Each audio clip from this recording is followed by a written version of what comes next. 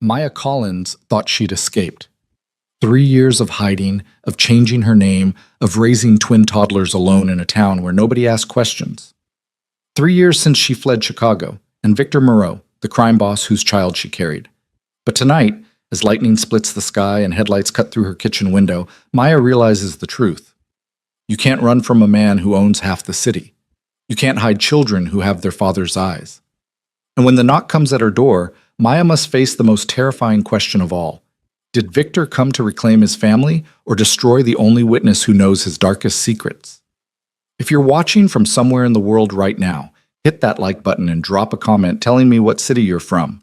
I love seeing how far these stories travel. Now settle in, because Maya's story is just beginning, and trust me, you won't want to miss what happens next. A set. The rain came down in sheets over Port Timber, Washington, turning the quiet residential street into a river of fallen leaves and October darkness.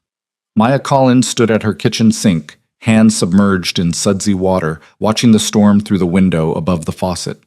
Lightning flickered in the distance, briefly illuminating the modest rental house she'd called home for the past 3 years. A lifetime and a heartbeat all at once. "Mama, I can't sleep." Maya turned to find Lily standing in the doorway, her small fingers clutching the stuffed rabbit that went everywhere with her. At 2.5, Lily was all dark curls and enormous brown eyes. Victor's eyes, though Maya tried not to think about that. Tried and failed every single day. "Come here, baby." Maya dried her hands and scooped her daughter up, breathing in the scent of lavender baby shampoo. "The thunder scary?" Lily nodded against her mother's shoulder. "Noah's scared too. He won't say it, but he is." Maya smiled despite the tension that had been building in her chest all evening, that nameless anxiety that had become her constant companion since fleeing Chicago 36 months ago. "Your brother's braver than he thinks, just like you."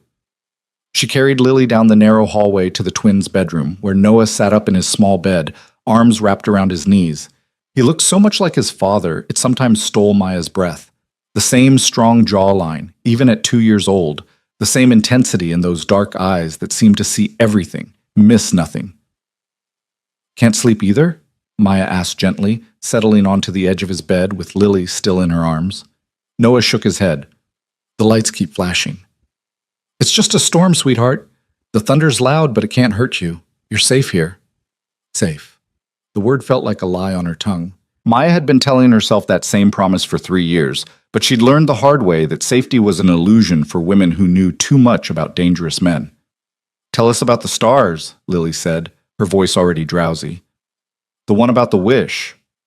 Maya began the familiar story, her voice low and soothing, watching as both children's eyelids grew heavy. 20 minutes later, they were asleep, Noah's small hand curled around his sister's. Maya stood slowly, careful not to wake them, and pulled their blankets up to their chins. She lingered in the doorway, studying their faces in the dim glow of the nightlight. They were everything. Her entire world.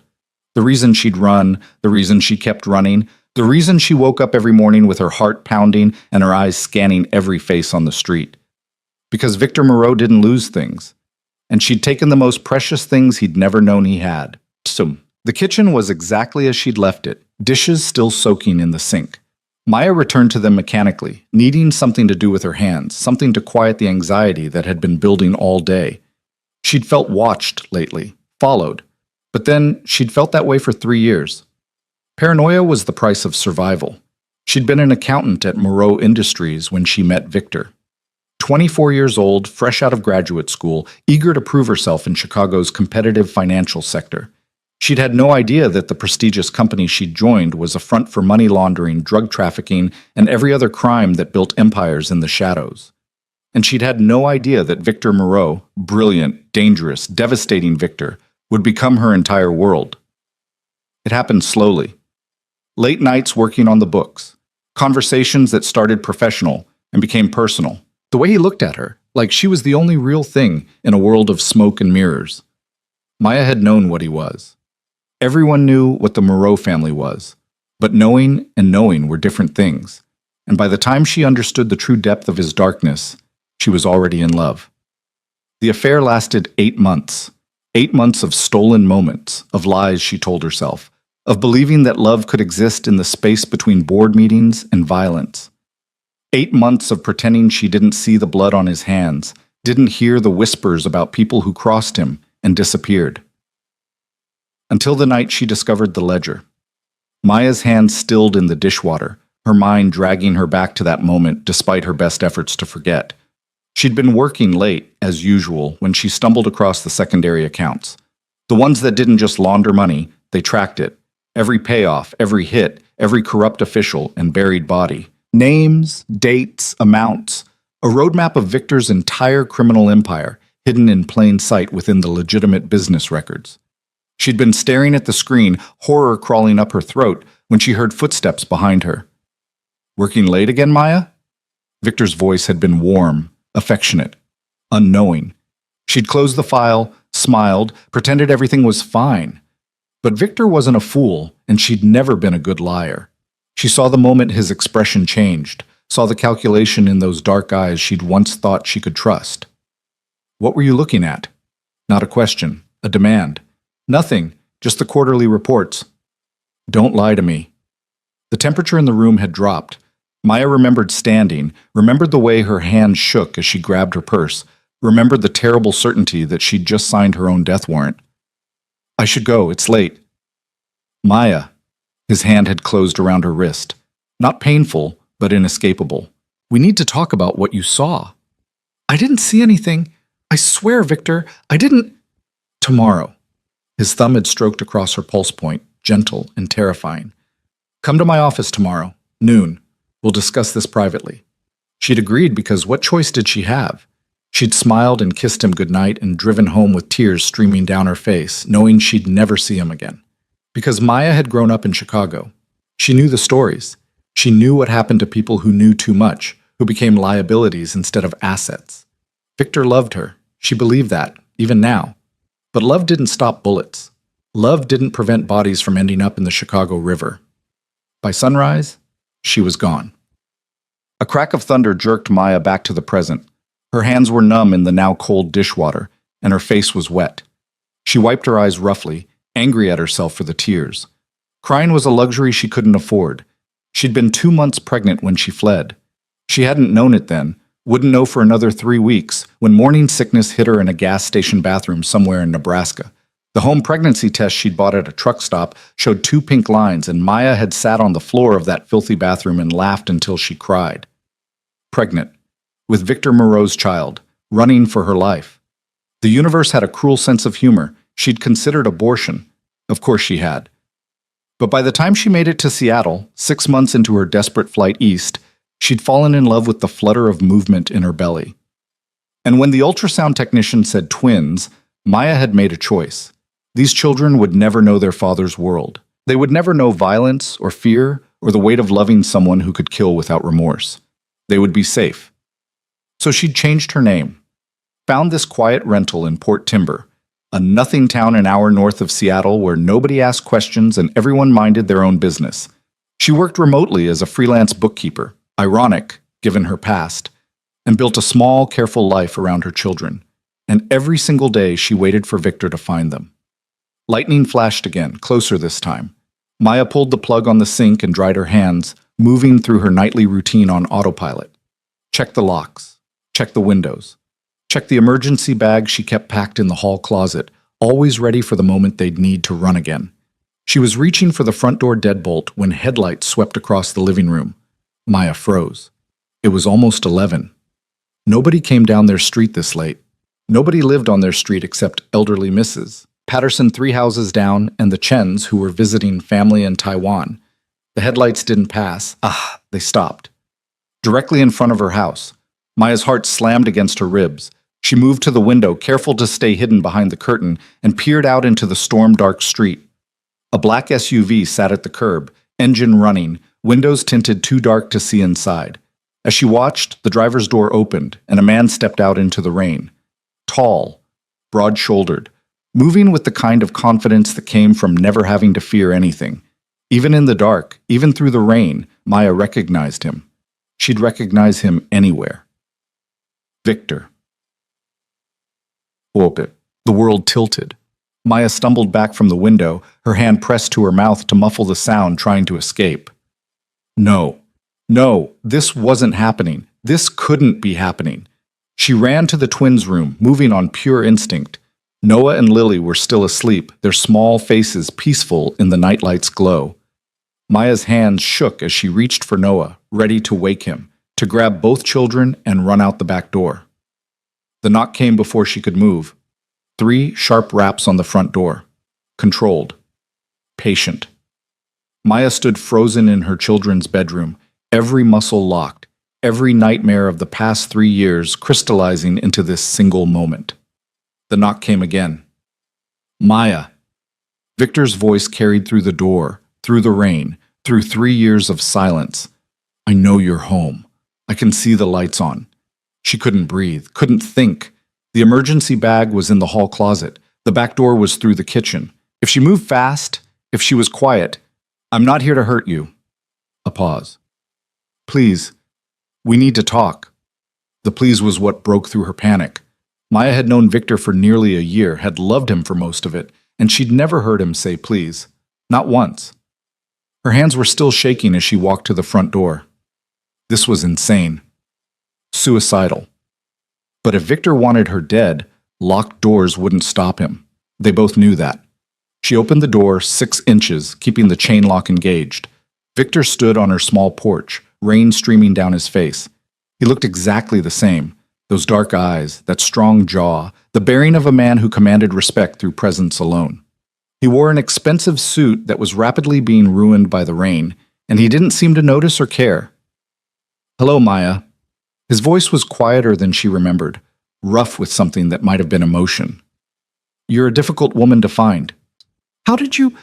She couldn't finish the question. Her throat had closed around the words. May I come in? No. The word came out stronger than she felt.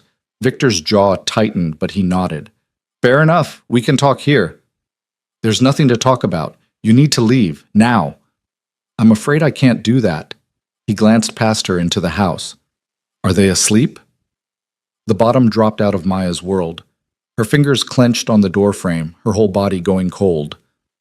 I don't know what you're talking about. Don't. Something fierce flashed in his eyes. Don't lie to me. Not about this. Not about them. Maya's vision grayed at the edges. He knew, somehow, impossibly, Victor knew about the twins. How long? She whispered. 5 months. Victor's expression was unreadable. I've known for 5 months. 5... The timeline crashed into her. That's impossible. Nobody knows. Nobody could have... I have resources you can't imagine, Maya. Did you really think I wouldn't look for you? Did you think I'd just let you disappear? His voice hardened. You were mine. I was never yours. I was your employee. Your... She couldn't say the word. You don't own me. No, Victor agreed quietly. I don't. But they're mine too. Aren't they? The truth sat between them like a live wire. Maya wanted to deny it, to slam the door and pretend this wasn't happening, but the lie wouldn't come, because Noah and Lily were Victor's. They had his eyes, his features, his intensity, and he knew it. Why? Maya's voice broke. Why did you wait 5 months? Why are you here now? Because I needed to be sure you were safe, that they were safe. Victor ran a hand through his wet hair, and for the first time Maya saw exhaustion in his face. I've been watching, Maya, making sure nobody else found you, making sure you had everything you needed. You've been watching us? Horror crawled up her spine. For 5 months you've been protecting you, Victor cut in. From a distance. I wasn't going to interfere. I swore I wouldn't. But circumstances have changed. What circumstances? He met her eyes, and what she saw there made her breath catch. Fear. Victor Moreau, the most dangerous man she'd ever known, looked afraid. There's been a threat. Against me, which means against anyone connected to me. I've handled it, but I needed to verify that you and the children weren't in danger. His hands flexed at his sides. I needed to see for myself. Maya's mind raced. A threat. Someone had threatened Victor, and instead of focusing on protecting himself, he'd come here to check on the family he didn't even know. Except he did know. He'd known for 5 months. I want you to leave, she said, even as part of her recognized the futility of the demand. I want you to forget you ever found us. We're not part of your world, Victor. We never were. Maya Tin, please. Now she was the one begging. Please just go. Let us have this. Let them grow up normal and safe and good. They don't need to know about you, about any of it. Victor's expression shifted into something that might have been pain. You think I don't want that for them? You think I want my children growing up in my world? Then leave us alone. I can't. The words were almost inaudible under the rain. I tried, Maya. For 5 months, I tried. But I can't walk away. Not from them. His eyes held hers. Not from you. Before Maya could respond, a sound cut through the storm. A thin, wheezing cry from inside the house. Noah. Maya's head whipped around. She knew that sound, had heard it 3 times before, each time more terrifying than the last. Asthma. Noah had asthma, triggered by stress and weather changes, and another wheeze, louder this time, desperate. Maya abandoned the door, running for the twins' room. Noah was sitting up in bed, his small chest heaving, his lips tinged blue in the nightlight's glow. His inhaler was on the nightstand. She'd made sure of it before bed. But when Maya grabbed it and pressed it to his lips, nothing happened. Empty. The inhaler was empty. No, no, no. Maya's hands shook as she searched for the backup. She always kept a backup. Where was the backup? Noah's breathing was getting worse, each breath a horrible, rattling gasp. Lily woke up, saw her brother, and started crying. Maya! Victor's voice from the doorway. What's wrong? She should have told him to leave, should have screamed at him to get out. But Noah's lips were turning bluer, and the backup inhaler wasn't in the nightstand or the dresser or... He can't breathe. The words came out broken. He has asthma, and I can't find his backup inhaler, and he can't breathe. Victor was across the room in 2 strides. He took one look at Noah's face and scooped him up, blanket and all. We're taking him to the hospital, now. I can drive, no time. Victor was already moving, carrying Noah toward the front door. My car's faster. Grab the girl. Maya's brain had short-circuited, stuck between 3 years of running from this man and the immediate terror of watching her son struggle for air. She grabbed Lily, who was sobbing now, and followed Victor out into the storm. The SUV's back door was already open. Victor placed Noah in a car seat like he'd been prepared for this, and strapped him in with practiced efficiency. Maya barely had time to register that before Victor was taking Lily from her arms and securing her in a second car seat on the other side. Get in, he ordered, sliding into the driver's seat.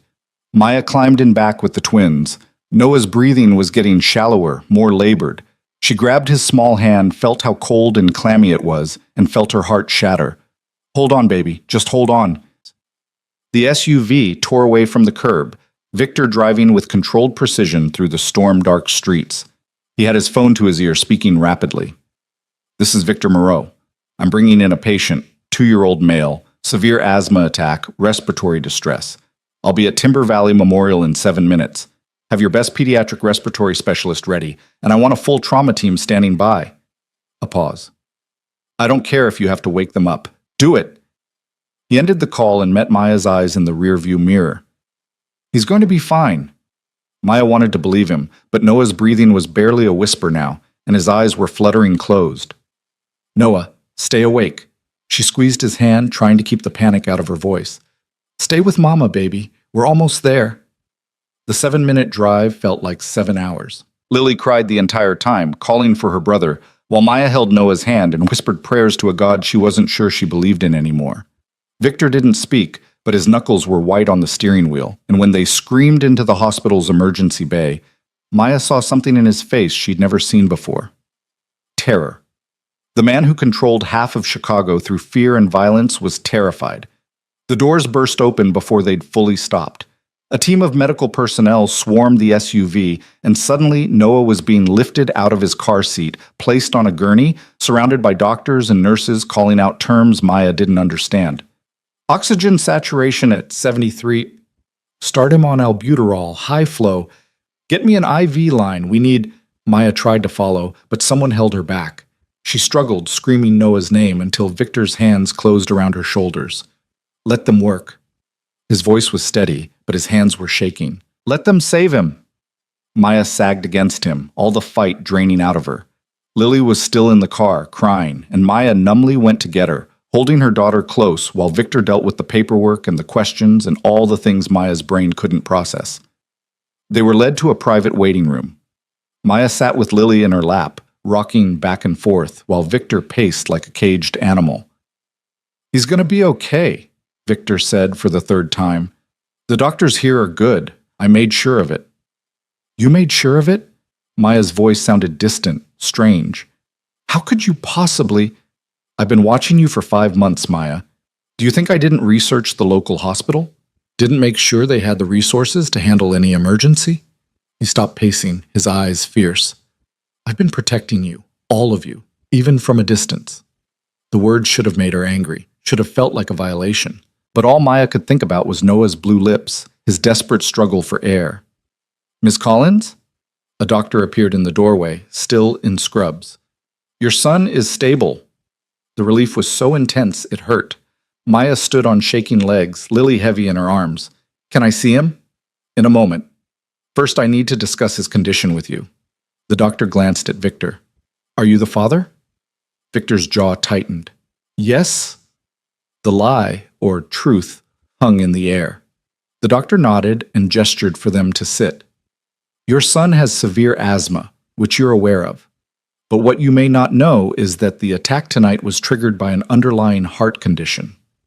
Maya's world stopped. "What?" "We ran a full workup while stabilizing him. Noah has a congenital heart defect, a ventricular septal defect, or VSD. It's a hole between the lower chambers of his heart." The doctor's expression was kind but serious. "It's affecting his breathing, and it's likely been making his asthma attacks more severe.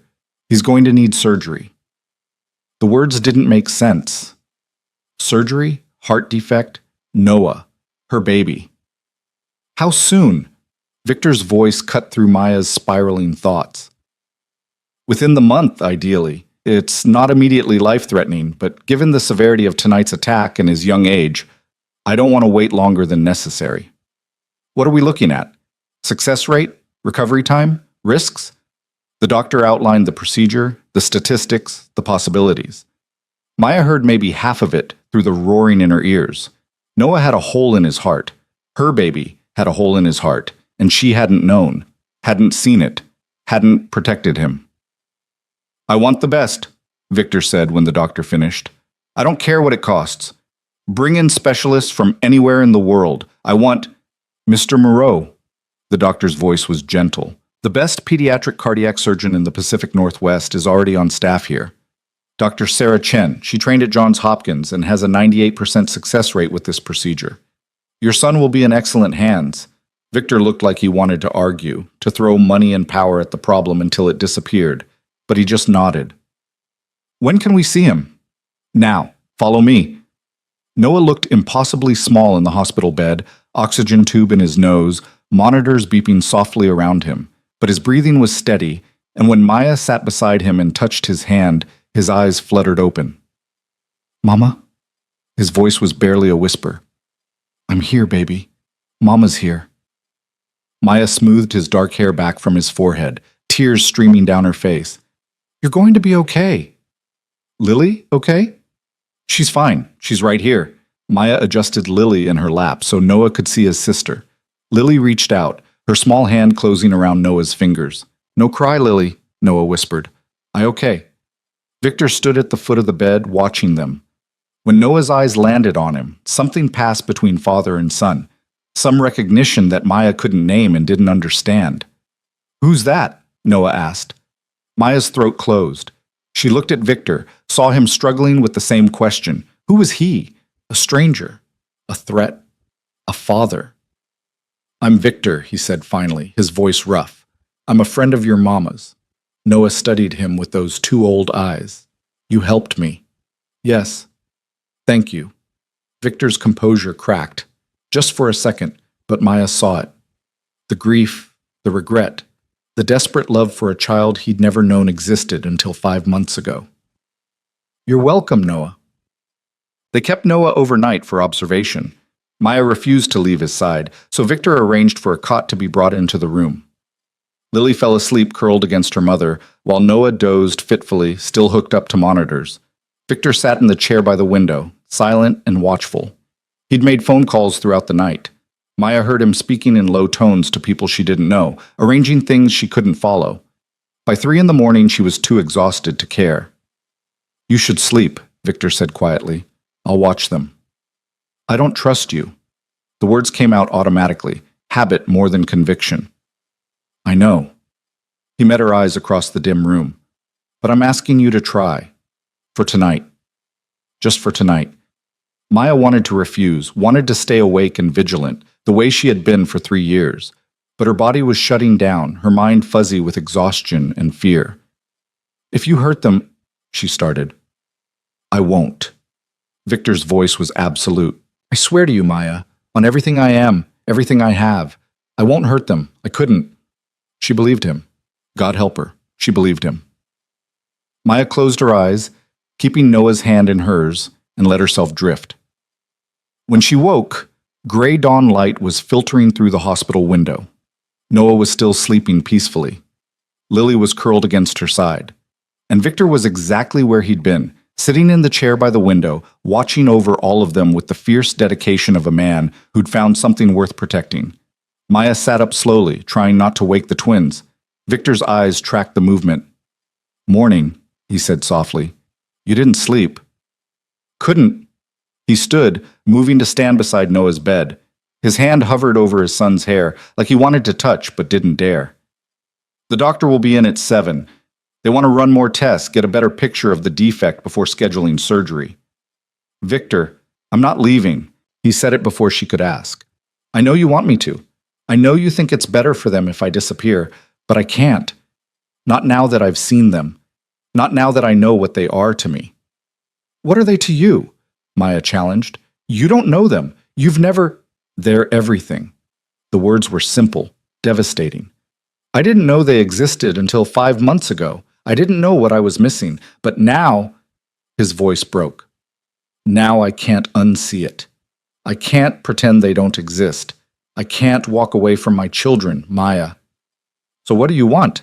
Visitation rights? Some kind of custody arrangement?" Bitterness crept into her voice. "You think you can just waltz back into my life after I ran from you because I thought you were going to kill me?" Victor flinched. "Is that what you thought? That night when you left, you thought I was planning to hurt you? You asked me to your office, private, to discuss what I saw." Maya's hands clenched into fists. "I saw the ledger, Victor. Every crime, every payoff, every body. I knew exactly what you were capable of. And when you looked at me that night, when you realized I knew too much, I was going to propose." The words fell into the space between them like stones into still water. "I had the ring in my office. I was going to ask you to marry me, Maya, to build a life with me. I knew what you'd seen and I was going to offer you the truth. All of it. Everything." His hands shook. "And then you were gone." The world tilted again. Maya stared at him, searching for the lie, for the manipulation, but Victor's face was raw with something that looked like grief. "You're lying." "I'm not." He reached into his jacket, slowly, aware of how she tensed, and pulled out a small box. Velvet. Ring-sized. "I've carried this for 3 years. Couldn't bring myself to get rid of it." He opened the box. Inside was a diamond ring, simple and elegant and breathtaking. The kind of ring a man bought when he knew a woman's taste, when he'd paid attention to every detail. Maya's vision blurred. "No, you had to—" "I was in love with you." Victor's voice cracked. "I am in love with you.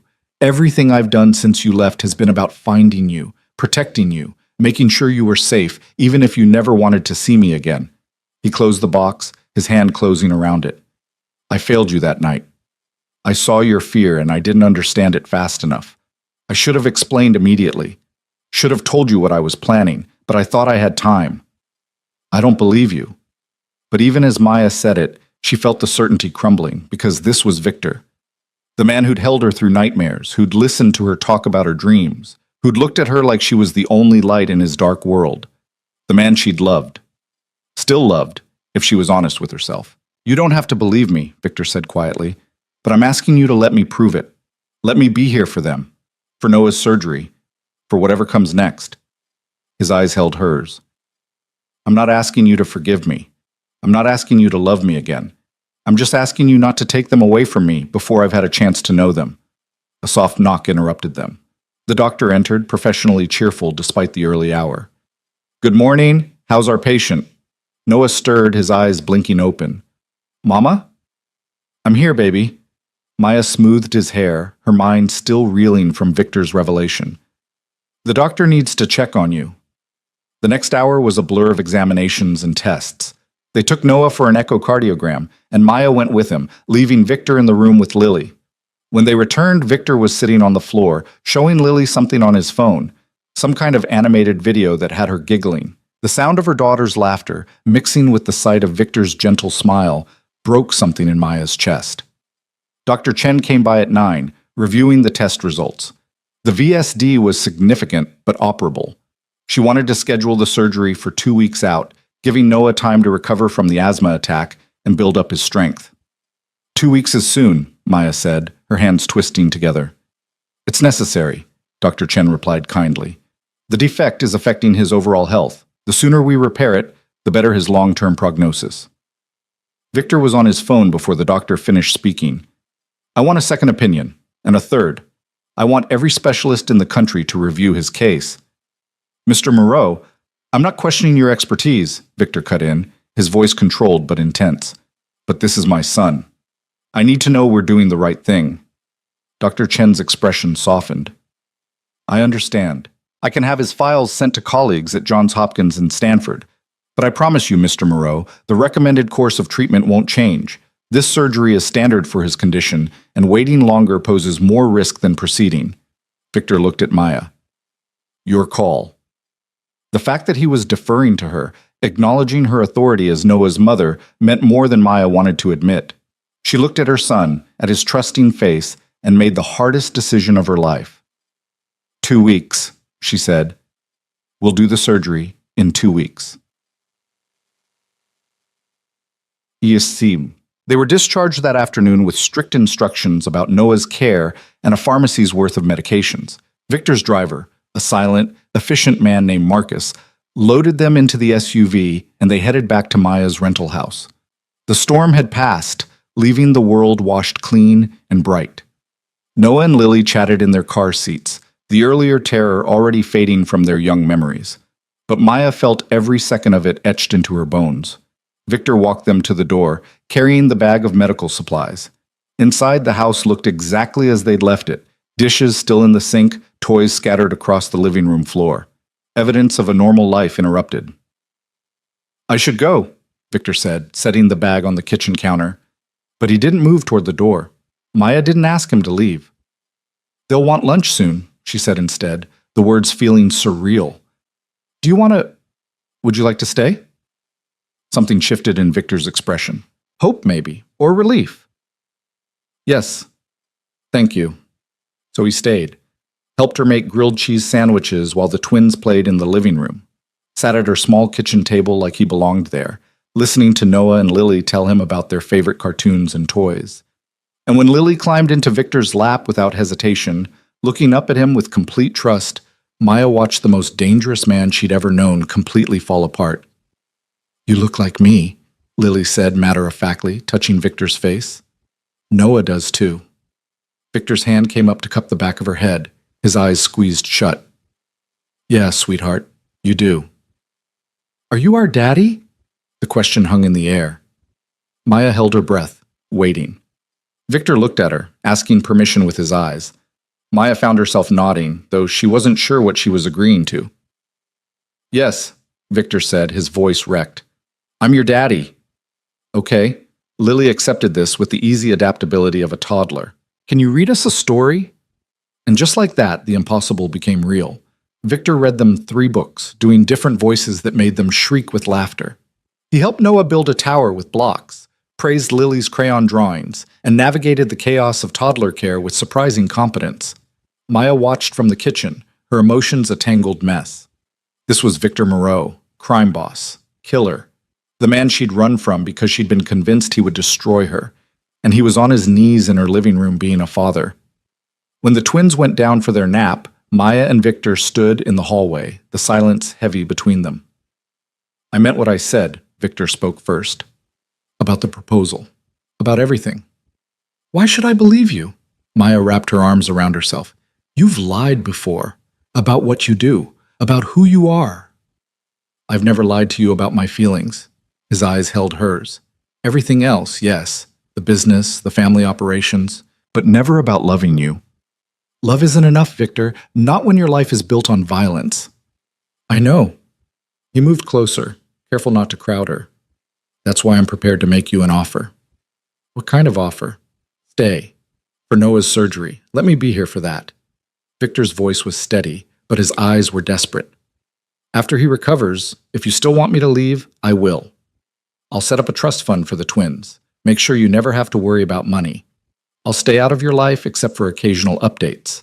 But give me these 2 weeks, Maya. Let me be a father to them. Let me prove I can be what they need. Maya wanted to say no. Wanted to protect her heart, protect her children from the inevitable pain of having Victor in their lives, only to lose him. But she thought of Noah's blue lips, his desperate struggle for air. She thought of Victor's face in the hospital, the raw terror and love. She thought of Lily's easy acceptance, Noah's quiet trust, and she thought of the ring Victor had carried for 3 years, the proposal that never happened, the life they might have had if she'd stayed, if she'd trusted him enough to listen. 2 weeks, she heard herself say. You can stay for 2 weeks, but then you decide, Victor finished. Whatever you choose, I'll accept it. Maya didn't believe that, couldn't believe it. Men like Victor didn't accept losing. But she nodded anyway, sealing a bargain she suspected would change everything. Victor's phone buzzed. He glanced at it, his expression darkening. I need to take this. Business. The kind of business I don't want to know about? Yes. At least he was honest. I'll step outside.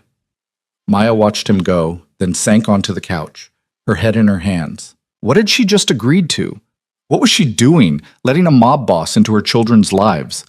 But when she looked down the hall toward the twins' room, toward Noah sleeping peacefully with his sister beside him, she knew the answer. She was doing what mothers have always done, whatever it took to keep her children safe and whole, even if it meant making a deal with the devil himself. Even if it meant facing the man she'd loved and feared in equal measure. Even if it meant admitting that maybe, just maybe, she'd been wrong about what Victor intended that night 3 years ago. Through the window, she could see Victor pacing in her small yard, phone to his ear, every line of his body radiating controlled violence. This was who he was. This was what he did. But then he turned, and his eyes found hers through the glass. And the expression on his face, fierce, protective, desperately hopeful, reminded her of the man she'd fallen in love with, the man who might have loved her all along. Maya closed her eyes, knowing she was standing at a crossroads. 2 weeks. 2 weeks to decide if redemption was possible. If a man built from darkness could become a father.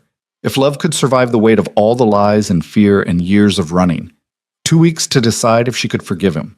2 weeks to decide if she could forgive herself for still loving him. Outside, Victor ended his call and came back inside. He didn't speak, just sat beside her on the couch, close but not touching. What happens in 2 weeks? Maya asked quietly. After the surgery, when you're supposed to leave, what do you think will happen? Victor was silent for a long moment. Honestly, I think I'll walk away if you ask me to, because I promised I would. He turned to face her.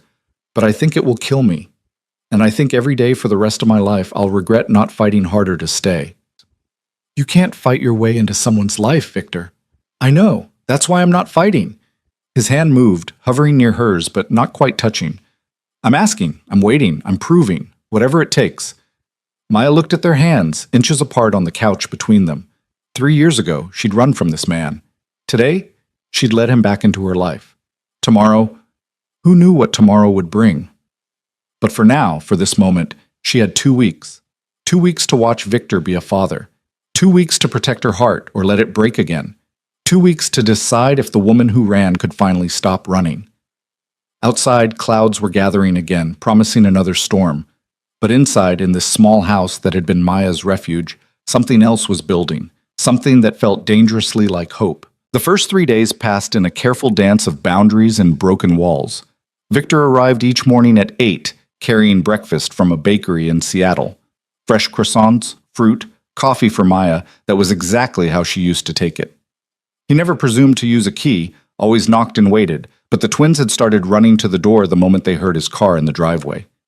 "Daddy!" Lily would shriek, launching herself into his arms before Maya could remind her to be careful. Victor would catch her effortlessly, his face transforming into something Maya barely recognized, pure, uncomplicated joy. Noah was more reserved, watching his father with those serious dark eyes, but even he had started reaching for Victor's hand when they went for walks around the neighborhood. Maya watched them from a few steps behind, her heart in constant conflict. This was what she'd wanted for her children, a father who loved them. But this father came with shadows she couldn't ignore. On the fourth morning, Victor arrived earlier than usual. Maya answered the door in her robe, coffee mug in hand, to find him holding not just breakfast, but a large envelope. "What's this?" she asked, stepping aside to let him in. "Second and third opinions from Johns Hopkins and Stanford." Victor set the bakery bag on the counter and handed her the envelope. "They all agree with Dr. Chen's assessment. The surgery should proceed as scheduled." Maya's hands trembled slightly as she opened the envelope, scanning the medical reports. The technical language was dense, but the conclusions were clear. Noah needed the surgery, and 2 weeks was the right timeline. She should have felt relieved. Instead, she felt the weight of what was coming settle heavier on her shoulders. "Mama sad?" Lily appeared in the kitchen doorway, her stuffed rabbit dragging behind her. "No, baby. Mama's okay." Maya set down the reports and scooped up her daughter. "Did you sleep good?" "Uh-huh. Is Daddy staying for breakfast?" The casual way Lily said Daddy still made Maya's chest tight. 3 days. It had taken 3 days for her children to accept Victor completely, to fold him into their small world like he'd always been there. "If that's okay with your mom," Victor said carefully, his eyes on Maya. She wanted to say no. Wanted to maintain some distance, some protection against the inevitable moment when this fragile piece shattered. But Noah had appeared too, still in his dinosaur pajamas, and he was looking at Victor with an expression that broke Maya's heart. Hope. Her son was looking at his father with hope. "Of course you can stay," Maya heard herself say. They ate breakfast together at the small kitchen table, Lily chattering about the birds outside her window, Noah quietly eating his fruit while leaning against Victor's arm. It felt domestic, normal, dangerous. "I need to make a trip," Victor said after the twins wandered off to play. "To Chicago. Business I can't handle remotely." Maya's coffee cup stopped halfway to her lips. "When?" "Tomorrow. I'll be gone 2 days, maybe 3. He met her eyes. "I'm telling you this because I promised transparency, but also because I want you to know. I'm coming back. This isn't me walking away." "Your business in Chicago? The kind I don't want to know about?" Victor's jaw tightened. "Some of it, but also the kind I need to finish. Permanently." "What does that mean?" He was quiet for a long moment, his fingers drumming against the table, a tell she remembered from before, when he was working through a difficult decision. "It means I'm getting out, Maya. Not overnight. These things take time, careful planning, but I'm extracting myself from the family operations." Maya set down her cup before she dropped it. "You're lying." "I'm not. People like you don't just get out, Victor. That's not how this works. People like me don't usually have reasons to get out." His hand moved across the table, stopping just short of touching hers. "I have 2 very good reasons sleeping in the next room, and one sitting right here." "Don't." Maya pulled her hand back. "Don't make this about me. I'm not your redemption story." "No," Victor agreed quietly. "You're the woman I love who deserves better than what I've been. And maybe I can't be perfect. Maybe I can't erase everything I've done, but I can try to be better. For them. For you." Maya wanted to believe him. God, she wanted to believe him. But she'd spent 3 years learning that wanting something didn't make it true. "How?" she asked instead. "How do you just walk away from an empire?" "Carefully. There are people I trust, people who can take over the legitimate businesses. The rest," he paused, "the rest I'm dismantling, selling off, shutting down. It won't happen in 2 weeks, maybe not even in 2 months. But it's happening. Because of us. Because of you." Victor's voice was raw. "I thought I needed that power, that control. I thought it made me strong. But when I saw Noah in that hospital bed, when I realized I could lose him before I ever really knew him, he stopped, collecting himself. That's when I understood what real power is. It's not fear or money or control. It's being the man my children can be proud of, the man you don't have to run from. Lily's laughter carried from the living room, followed by Noah's quieter giggle. The sounds of her children's happiness, so rare and precious. Go to Chicago, Maya said finally. Do what you need to do. But Victor, I know. He stood, and this time he did touch her hand just briefly. I know you don't trust me yet. I'm going to earn it, however long it takes. After Victor left, Maya sat at the kitchen table for a long time, staring at the medical reports. 2 weeks until Noah's surgery. 2 weeks until she had to make a choice about Victor's place in their lives. 2 weeks to figure out if a man could really change. Her phone buzzed. A text from an unknown number. The car watching your house. Gray sedan, 2 men. They're mine. Security. You won't see them unless you need to. Maya moved to the window. Sure enough, a gray sedan was parked 3 houses down. She'd noticed it yesterday, but assumed it belonged to a neighbor. Now, knowing Victor had put guards on her house without asking, she should have been angry. Instead, she felt something uncomfortably close to relief. Because whoever Victor was running from in Chicago, whoever had threatened him enough to bring him to her door, they were still out there. And Maya had been running alone for 3 years. Part of her was exhausted from the constant vigilance. Part of her wanted to let someone else keep watch, just for a little while. She texted back, "Tell your men to stay invisible. I don't want the twins scared." The response came immediately. Already instructed. They're the best. Former Special Forces. No one will get near you. Maya deleted both messages and went to check on her children, trying not to think about the fact that she needed armed guards. Trying not to think about what waited for Victor in Chicago, or what he might have to do to extract himself from that world. Trying not to think about how easily she'd accepted his protection. The next morning, Victor's goodbye was brief. He knelt down to hug both twins, promising to be back soon, then stood and looked at Maya with an expression she couldn't quite read.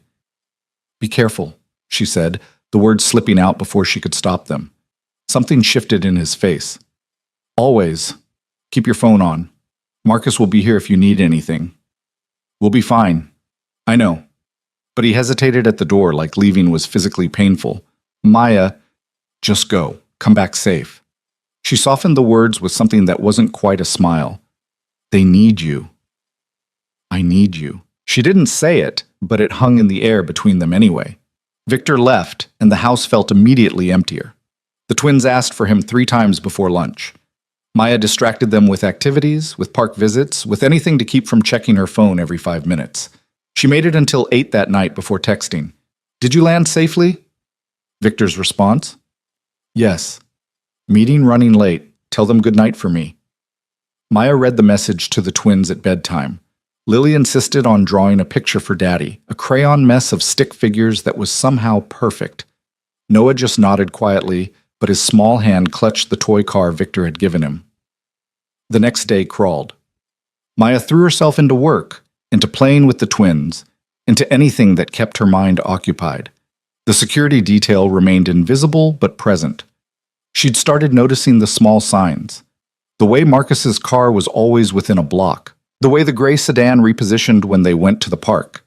It should have felt oppressive. Instead, it felt like breathing room. On the second night, her phone rang at 11. Maya grabbed it, heart pounding, expecting bad news. "Did I wake you?" Victor's voice was tired. "No, can't sleep." Maya moved to the window, looking out at the quiet street. "How's Chicago?" "Complicated." She heard him moving, the rustle of fabric. "I'm making progress. Should be done tomorrow." "Is it dangerous? What you're doing?" Victor was quiet for a moment. Honestly? Yes, but less dangerous than continuing as things were." He paused. "I'm meeting with the heads of the other families tomorrow, proposing a transition plan. If they accept it, I can walk away clean. And if they don't? Then it gets messy." His voice hardened. "But I'm not walking away from this, Maya. From you and the twins, whatever it takes." Maya's throat tightened. "Don't get yourself killed for us." "I'm not getting killed. I'm getting free." She heard the smile in his voice. "How are they?" "Missing you." Lily drew you a picture. Noah keeps asking when you're coming home. Home! Victor repeated the word like it was foreign. Tell them I'll be there tomorrow night. I promise. Victor. Maya didn't know what she wanted to say. Be careful. Come back. I'm scared. I'm starting to trust you, and it terrifies me. I know, he said softly, like he could hear all of it anyway. I know, sweetheart. Get some sleep. I'll see you tomorrow. The endearment hit her like a physical thing, sweetheart. He used to call her that before in quiet moments when they thought no one was listening. Maya hung up before she could say something she'd regret, but she slept better that night than she had in months. Victor returned the next evening exactly when he'd promised. The twins tackled him at the door, and he caught them both, swinging them around while they shrieked with delight. Over their heads, his eyes found Maya's. It's done, he said simply.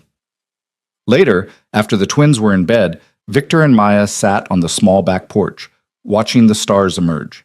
He'd showered and changed into casual clothes that Maya had never seen him wear, jeans and a simple shirt that made him look younger, less dangerous. The families accepted your proposal? Maya asked. Yes. It took some negotiating, some concessions, but they're satisfied. Victor leaned back in his chair, exhaustion evident in every line of his body. I'm out of the operations that matter. The rest is just paperwork and transitioning legitimate holdings. That simple? God, no. He laughed without humor. I had to make deals, give up territory, agree to stay out of Chicago for 2 years. I had to convince very dangerous men that I wasn't betraying them or showing weakness. But it's done. Maya processed this. You gave up Chicago, your entire base of operations, for 2 weeks with strangers who happened to be your children. Not strangers. Victor turned to look at her. My family. And not for 2 weeks. For however long you'll let me stay. Victor, I know you haven't decided yet. I know you might still tell me to leave, but I need you to understand something.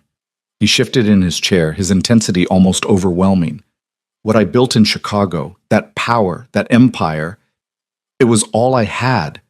It was who I was, but it wasn't enough. It was never enough. And when I found you again, when I saw what we could have been, his voice cracked. I can't go back to that emptiness. I won't. Maya's hands twisted in her lap. You can't put that on me. I can't be responsible for your redemption. You're not responsible for anything. I am. I'm responsible for driving you away 3 years ago. I'm responsible for not finding you sooner, for missing the first 2 years of my children's lives. Victor's eyes glittered in the porch light. But I'm also responsible for what happens next. And I choose this. I choose you, if you'll have me. I choose them, no matter what. I choose a different life. People don't change that fast. No, he agreed. They don't. I'm not different, Maya. Not completely. I'm still the man who built an empire on fear. Still capable of violence when necessary. Still dangerous, he met her eyes. But I'm also a father now, and that changes everything. Maya wanted to argue, to protect herself from the hope building in her chest, but she thought about the past week. Victor on the floor playing blocks, Victor reading bedtime stories, Victor's face when Noah called him Daddy for the first time. The surgery's in 9 days, she said instead. I know. What happens after, when Noah's recovered and you've served your 2 weeks? Victor stood, moving to lean against the porch railing. That depends on you. I meant what I said. If you want me to leave, I will. I'll set up the trust fund, arrange for updates, stay out of your daily life. But Maya, he turned back to face her, I'm hoping you won't ask me to. Why? So you can play house, pretend you're a normal dad with a normal family? No. His voice was quiet but firm. So I can be a father to my children. So I can earn back your trust. So maybe someday you might forgive me for not being the man you needed 3 years ago. Maya stood too, her emotions too turbulent to sit still. I was pregnant and terrified, convinced you were going to kill me to protect your secrets. Do you understand how that felt? To love someone and fear them in the same breath? Yes. Victor moved closer, careful not to crowd her. Because that's exactly how I felt when I realized you were gone. Love and fear. Fear that something had happened to you. Fear that I'd driven away the only real thing in my life. Fear that I'd never see you again. You had resources. You could have found me earlier if you'd really tried. I looked for 2.5 years, Maya. Every day, every resource I had. His hands clenched at his sides. And then I stopped. Why? Because I thought you were dead. The words fell like stones. I found evidence of a car accident in Nebraska, a woman matching your description. No body recovered from the river, but the car was yours. The plates, the VIN, everything matched. Maya's breath caught. The car I abandoned. I left it at a rest stop, took a bus east. I know that now, but then Victor's composure cracked. For 6 months, I thought you were dead. I grieved you, Maya. And then 5 months ago, one of my people picked up a trail, a woman using false names, working remotely, living in Washington. When he sent me the photograph, he pulled out his phone, showed her a picture. Maya in the grocery store, both twins in the cart, her face partially hidden by her hair, but unmistakably her. I knew immediately, Victor continued, and I saw them, saw their faces, knew they were mine. His voice dropped to a whisper. And I realized you'd been alive this whole time, raising our children alone, afraid of me. Maya's eyes burned. Why didn't you come then? Why wait 5 months? Because I didn't know if you'd run again, didn't know if confronting you would put you in danger, from me, or from people who might use you against me. Victor set down his phone. So I watched, made sure you were safe, made sure you had everything you needed, and tried to figure out how to approach you without destroying everything you'd built. The threat you mentioned, the one that brought you here. Partially true. There was a threat, but I'd already decided to come. I just needed an excuse to explain the timing.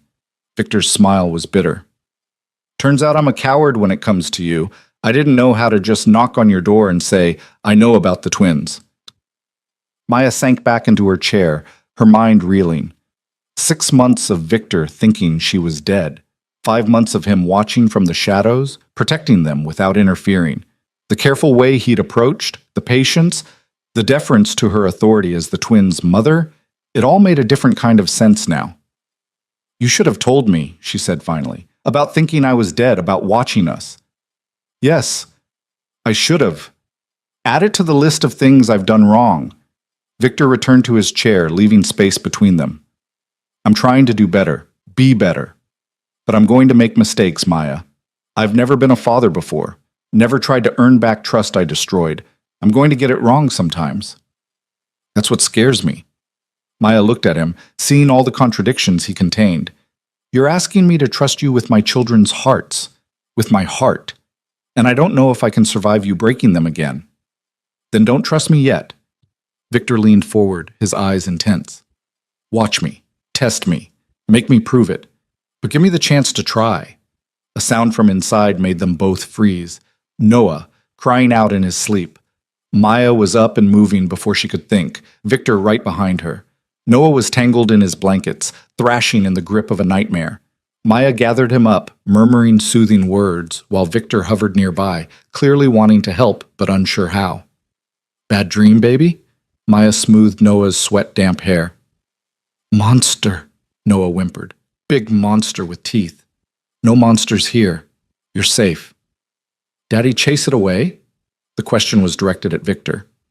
Maya watched her son reach for his father, watched Victor's face transform as he took Noah into his arms. Yeah, buddy, I'll chase away all the monsters. Victor's voice was thick. I promise, nothing's going to hurt you. Noah curled against Victor's chest, his small body relaxing almost immediately. Within minutes, he was asleep again. Victor stood there holding him, looking down at his son's face with an expression of such profound love that Maya had to look away. Here, she pulled back Noah's blanket. Lay him down. Victor settled Noah back into bed with infinite care, tucking the blanket around him. Lily stirred but didn't wake. They stood there for a moment, watching the twins sleep, and Maya felt the shift happening inside her, the walls she'd built cracking just a little more. Back on the porch, the silence felt different, heavier with things unsaid. He trusts you, Maya said quietly. Completely. Both of them do. And you? Maya took a breath. I'm getting there. Slower. But I'm trying. That's all I ask. Victor stood. I should go. Let you get some sleep. Victor? Maya stood too. Tomorrow, would you want to come to Noah's pre-op appointment? Dr. Chen wants to go over the surgical plan. Something blazed in Victor's eyes. Hope, maybe, or gratitude.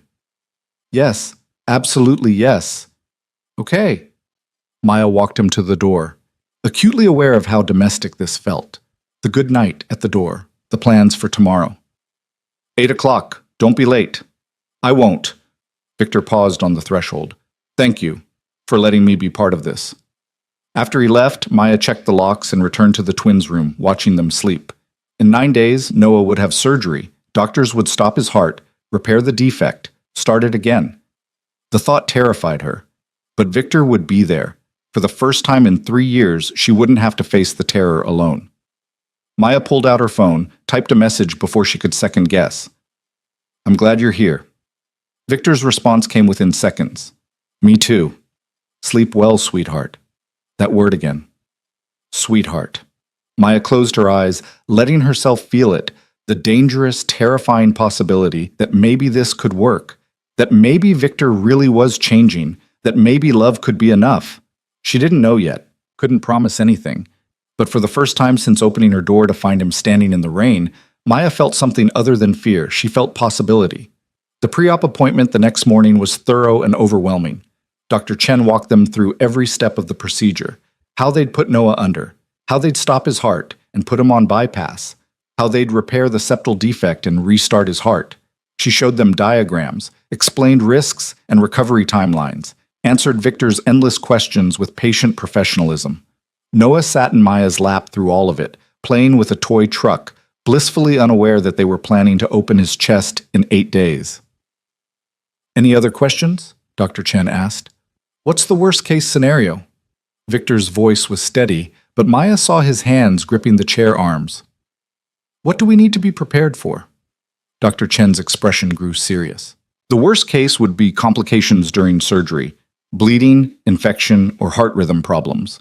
The mortality rate for this procedure is less than 2%, but I won't tell you there's no risk.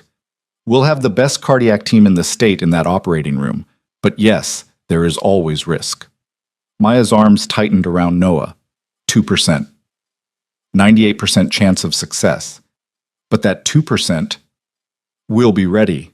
Victor's hand found hers, squeezed gently.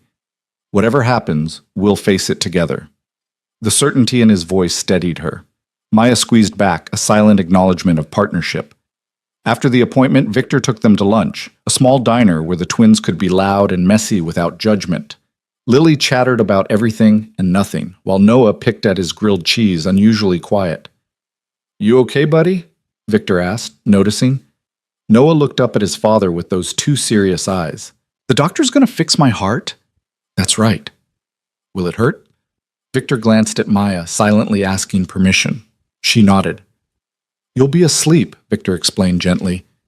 You won't feel anything, and when you wake up, your heart will be all better. You'll be able to run and play without getting tired. Promise? I promise. Victor held out his pinky. Pinky swear. Noah hooked his tiny pinky around his father's. Okay. The simple trust nearly broke Maya. She excused herself to the restroom, needing a moment to collect herself. In the mirror, she looked exhausted, dark circles under her eyes, worry etched into every feature. 8 more days. 8 days until they put her baby under anesthesia and cut open his chest. 8 days of wondering if she was making the right choice, if she should get another opinion, if she should run and keep running and maybe somehow outrun the defect in Noah's heart. Her phone buzzed. Victor, you okay? Maya typed back, just needed a minute. Take all the time you need. We're fine out here. When she returned to the table, Victor had ordered ice cream for everyone. Noah and Lily were covered in chocolate, laughing at something Victor had said. The picture of normalcy. Better? Victor asked quietly when she sat down. Getting there. Maya accepted the ice cream he'd ordered for her, the same flavor she used to love, because of course he remembered. This is hard. I know. His hand found hers under the table. But we're going to get through it. All of us. Maya wanted to believe him, wanted to trust in that confidence, that certainty. So she held his hand and ate her ice cream and watched her children be happy, and tried not to count down the days until everything changed. That night, after the twins were asleep, Victor didn't leave immediately. Instead, he helped Maya clean up the dinner dishes, moving around her small kitchen like he belonged there. "You don't have to do this," Maya said, watching him dry plates. "I know, I want to." He set down a plate, turned to face her. "These past few days, being here, being part of their routine, it's everything I didn't know I needed. It's not always this peaceful. They have tantrums, they fight over toys, they refuse to eat vegetables and throw epic fits at bedtime." Victor smiled. "Good. I want all of it. The tantrums and the tears and the chaos. I want to be here for the hard parts, not just the easy ones." Maya dried her hands, leaning against the counter. "What did you think would happen when you came here? When you knocked on my door?" "Honestly, I thought you'd slam the door in my face, maybe call the police." Victor's expression grew distant. "I thought I'd have to beg just for 5 minutes of your time. I never imagined you'd let me into their lives this quickly. I didn't have much choice. Noah's asthma attack forced the issue. Maybe, or maybe some part of you wanted to let me in." Victor moved closer, careful and slow. "Maybe some part of you still remembers what we had, before everything went wrong." Maya's breath caught. "Don't. Why not? We're both dancing around it, pretending the past doesn't exist.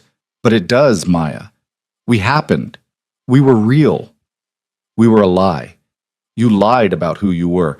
I never lied about loving you." Victor's intensity pinned her in place. "Everything else, yes, but never that. Never us." Maya closed her eyes, overwhelmed. "I can't do this right now. Noah's surgery, the stress. I can't handle this too." Immediately, Victor stepped back. "You're right. I'm sorry. Bad timing." "It's not about timing." Maya opened her eyes, met his gaze. "It's about the fact that I don't know if I can trust what we had, if it was real or if I imagined it because I wanted it so badly." "It was real."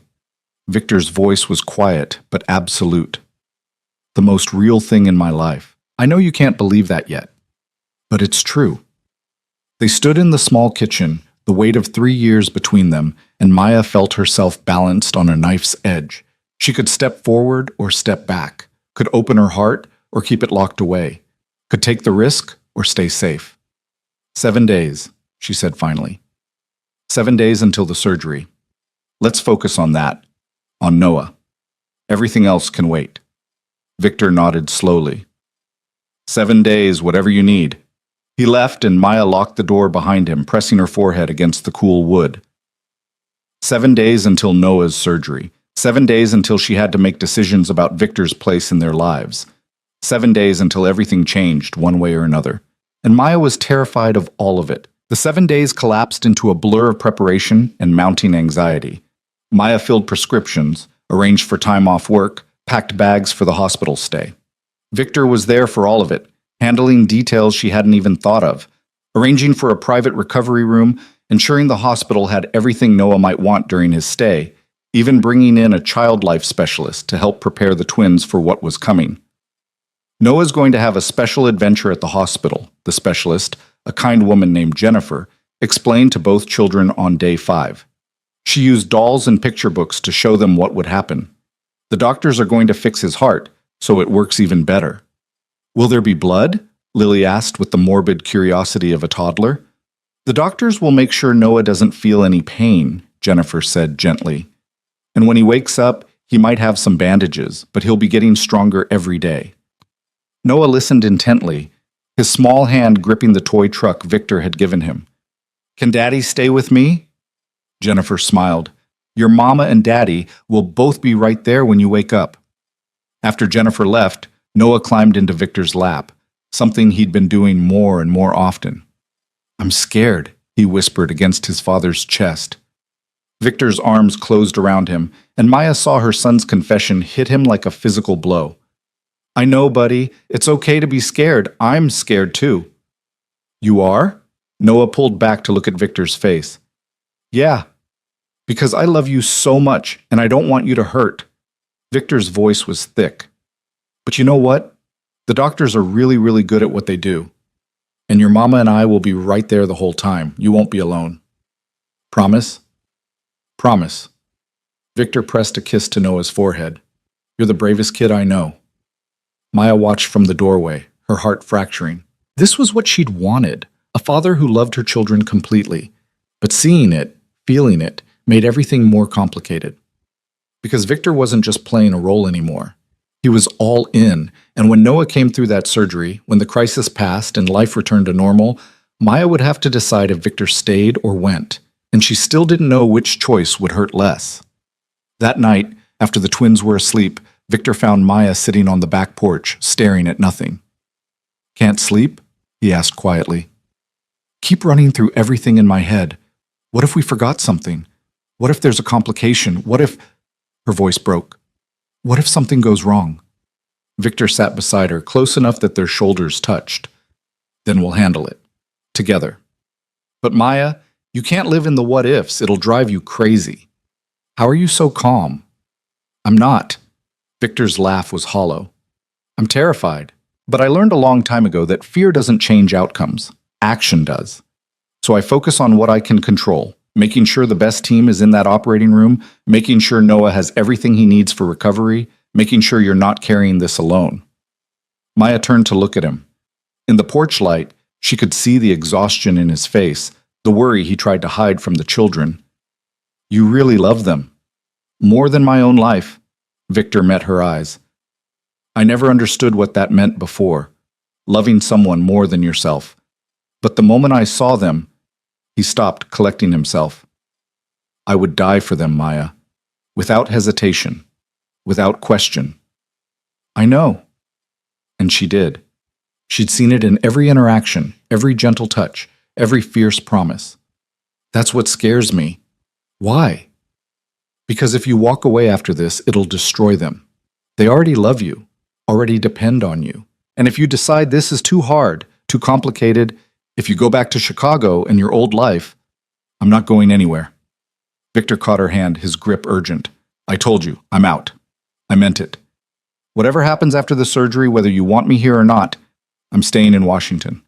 I'll find a place nearby, arrange visitation, be as present as you'll allow. But I'm not disappearing from their lives." "What about your business? Your empire?" "Being dismantled as we speak. I have people handling the transition." Victor's thumb stroked across her knuckles, the touch achingly familiar. "I kept some legitimate investments, enough to live comfortably, support the twins, take care of you if you'll let me. But the rest? Gone. I don't want that life anymore." Maya wanted to argue, to find the flaw in his logic, the moment when this would all fall apart. But sitting there in the darkness, Victor's hand warm in hers, she couldn't find it. Instead, she found herself leaning into him, just slightly, accepting the comfort he offered. "I'm still angry at you," she said quietly, "for what happened 3 years ago, for not finding me sooner, for all of it." "I know. You have every right to be. But I'm also grateful you're here now, for Noah's surgery, for—" She stopped, the words catching in her throat. "For what?" Victor prompted gently. "For being the father they deserve. Even if I'm not ready for anything else, I can acknowledge that." Maya pulled her hand back, needing the distance. "After the surgery, after Noah recovers, we'll figure out what comes next. But right now, can we just focus on getting through this?" "Whatever you need," Victor agreed. "I'm here, however you want me." They sat in silence for a while, the weight of the coming day pressing down on both of them. Finally, Maya stood. "I should try to sleep. 4:30 comes early." "Maya." Victor stood too, his expression uncertain. "Can I ask you something?" "Maybe." "That night 3 years ago, when you saw the ledger, if I had explained immediately, if I had told you about the proposal, would you have stayed?" Maya considered the question, really thought about it. "I don't know. I was so scared, Victor. Not just of you, but of that whole world. The violence, the danger, the constant looking over my shoulder. I don't know if love would have been enough to overcome that fear. And now? Now I have 2 children who need their father." Maya met his eyes. "So I'm trying to be brave enough to let you stay. But it's a process. You're going to have to be patient with me." "I can do patient." Victor's smile was small but genuine. "I've waited 3 years to find you again. I can wait as long as you need." After he left, Maya checked on the twins one more time. Noah was sleeping peacefully, his chest rising and falling with easy breaths. In 2 days, doctors would stop that heart, repair it, restart it. The thought made her physically ill. She climbed into bed, but sleep wouldn't come. Her mind raced through worst-case scenarios, medical complications, the horrible 2% chance that Noah wouldn't make it through surgery. Finally, at 2 in the morning, she gave up and went to the living room, pulling out the emergency bag she'd packed 3 years ago and never fully unpacked. Inside were the essentials: cash, fake IDs, bus tickets to nowhere. The tools of running. Maya sat on the floor holding the bag and realized she didn't want to run anymore. Didn't want to keep looking over her shoulder, keep her children moving from place to place, keep living in fear. For the first time in 3 years, Maya wanted to stay put, wanted to build a real life, a stable home, wanted her children to have roots instead of wings built from desperation, and somehow, impossibly, Victor had become part of that vision. The day before surgery arrived with cruel brightness. Maya woke the twins early, gave them the special pre-surgery bath, dressed them in comfortable clothes. Noah was unusually clingy, sensing something big was coming. Lily kept asking questions Maya didn't know how to answer. Victor arrived at 7 with breakfast and a gift bag. "I thought Noah might want something to hold on to," he explained, pulling out a stuffed lion. "Lions are brave." Like him. Noah clutched the lion immediately, his small fingers tangling in its mane. "Thank you, Daddy." The simple gratitude made Victor's eyes shine with unshed tears. He cleared his throat, pulled out a second, smaller lion. "And this one's for Lily, so she doesn't feel left out." "They're twins," Lily declared, delighted. "Like us." They spent the day quietly. Victor read stories, played games, helped Maya do laundry, and packed the hospital bag. They took the twins to the park one last time, watched them play in the autumn sunshine, tried to memorize every detail of this moment before everything changed. "Stop looking at them like that," Maya said as they sat on a bench watching the twins on the swings. "Like what?" "Like you're memorizing them. Like this is the last time." Her voice trembled. "He's going to be fine." "I know." But Victor's hands were clenched on his knees, his jaw tight. "I just keep thinking about all the time I've already missed. 2.5 years. First words, first steps, all of it. Gone. You're here now. That's what matters." Victor turned to look at her. "Is it enough to make up for being absent?" "I don't know," Maya answered honestly. "But it's a start." That evening, they had an early dinner, Noah's favorite macaroni and cheese with dinosaur-shaped chicken nuggets. He barely ate. Lily chattered enough for both of them, but even she seemed to sense the tension. Bath time was subdued. Maya washed Noah's hair, careful and gentle, while he clutched his stuffed lion. Lily insisted Victor wash her hair, and he did it with surprising competence, getting soap everywhere and making her giggle. "Story time," Lily demanded once they were in pajamas. They all piled onto Noah and Lily's beds, Maya and Lily on one, Victor and Noah on the other, and Victor read from their favorite book. His voice was steady, soothing, and Maya found herself relaxing slightly, lulled by the familiar rhythm. When the story ended, Noah looked up at his father. "Daddy, will you stay tonight?" Victor glanced at Maya, asking permission. She nodded. "Yeah, buddy, I'll stay." "In my room?" "If your mama says it's okay." Noah turned his pleading eyes on Maya. "Please, Mama, I don't want to be alone." "Okay, baby, Daddy can stay." They set up a makeshift bed on the floor, blankets and pillows from the closet. Noah insisted on moving his mattress down to be next to Victor. Lily decided this looked fun and dragged her mattress down too. Suddenly, they were all camping on the bedroom floor, the twins nestled between Maya and Victor like they were the most natural family in the world. "Tell us about the stars again," Lily whispered, already half asleep. Maya started the story, but her voice caught. Victor picked it up seamlessly, weaving a tale about brave lions and twin stars who protected each other. The twins' breathing evened out, sleep claiming them despite their anxiety. Maya and Victor lay there in the darkness, their children between them, and the silence felt sacred somehow. "Thank you," Victor whispered, "for letting me have this." "They need you," Maya whispered back. "I can't deny them that." "What about you? What do you need?" Maya didn't answer. Couldn't. Because what she needed was complicated. Safety and trust and time to heal. What she needed was for the surgery to be over, for Noah to be healthy, for the fear to stop choking her every moment. What she needed was impossible to articulate. "Sleep," Victor said softly. Tomorrow's going to be hard. You need rest. For once, Maya didn't argue. She closed her eyes, listening to her children's breathing, and let herself drift off with Victor's presence a steady anchor in the darkness. The alarm went off at 4:30, brutal and unwelcome. Maya jolted awake, momentarily disoriented by sleeping on the floor. Then memory crashed back and her stomach twisted into knots. Surgery day. Victor was already up, moving quietly so as not to wake the twins. He touched Maya's shoulder gently. I'll make coffee. Take your time. Maya nodded, unable to speak past the lump in her throat. She watched him leave the room, then looked at her sleeping children. Noah's small hand was wrapped around his lion, his face peaceful in sleep. In a few hours, he'd be in an operating room, his chest open, his heart exposed. The thought made her want to grab him and run. Instead, she gently woke both twins. Time to get up, babies. Lily woke cheerfully, but Noah was quiet and pale. He clung to his lion while Maya dressed him in the hospital-approved clothes, soft pants, and a button-up shirt for easy IV access. I don't want to go, Noah whispered as Maya combed his hair. I know, sweetheart, but the doctors are going to make you feel so much better. You won't get tired when you play anymore. Won't have trouble breathing. But it's scary. It is scary. But Mama and Daddy will be right there. You won't be alone. Maya pulled him into her lap, breathing in his little boy scent. You're so brave, Noah. So much braver than you know. Victor appeared in the doorway. Car's packed. Whenever you're ready. The drive to the hospital was surreal. Dawn was breaking, painting the sky in shades of pink and gold. Lily sang songs in the back seat, completely unaware of the gravity of the situation. Noah just held his lion and stared out the window. Victor drove with steady competence, but Maya saw the tension in his shoulders, the white-knuckled grip on the steering wheel. He was as terrified as she was, just hiding it better.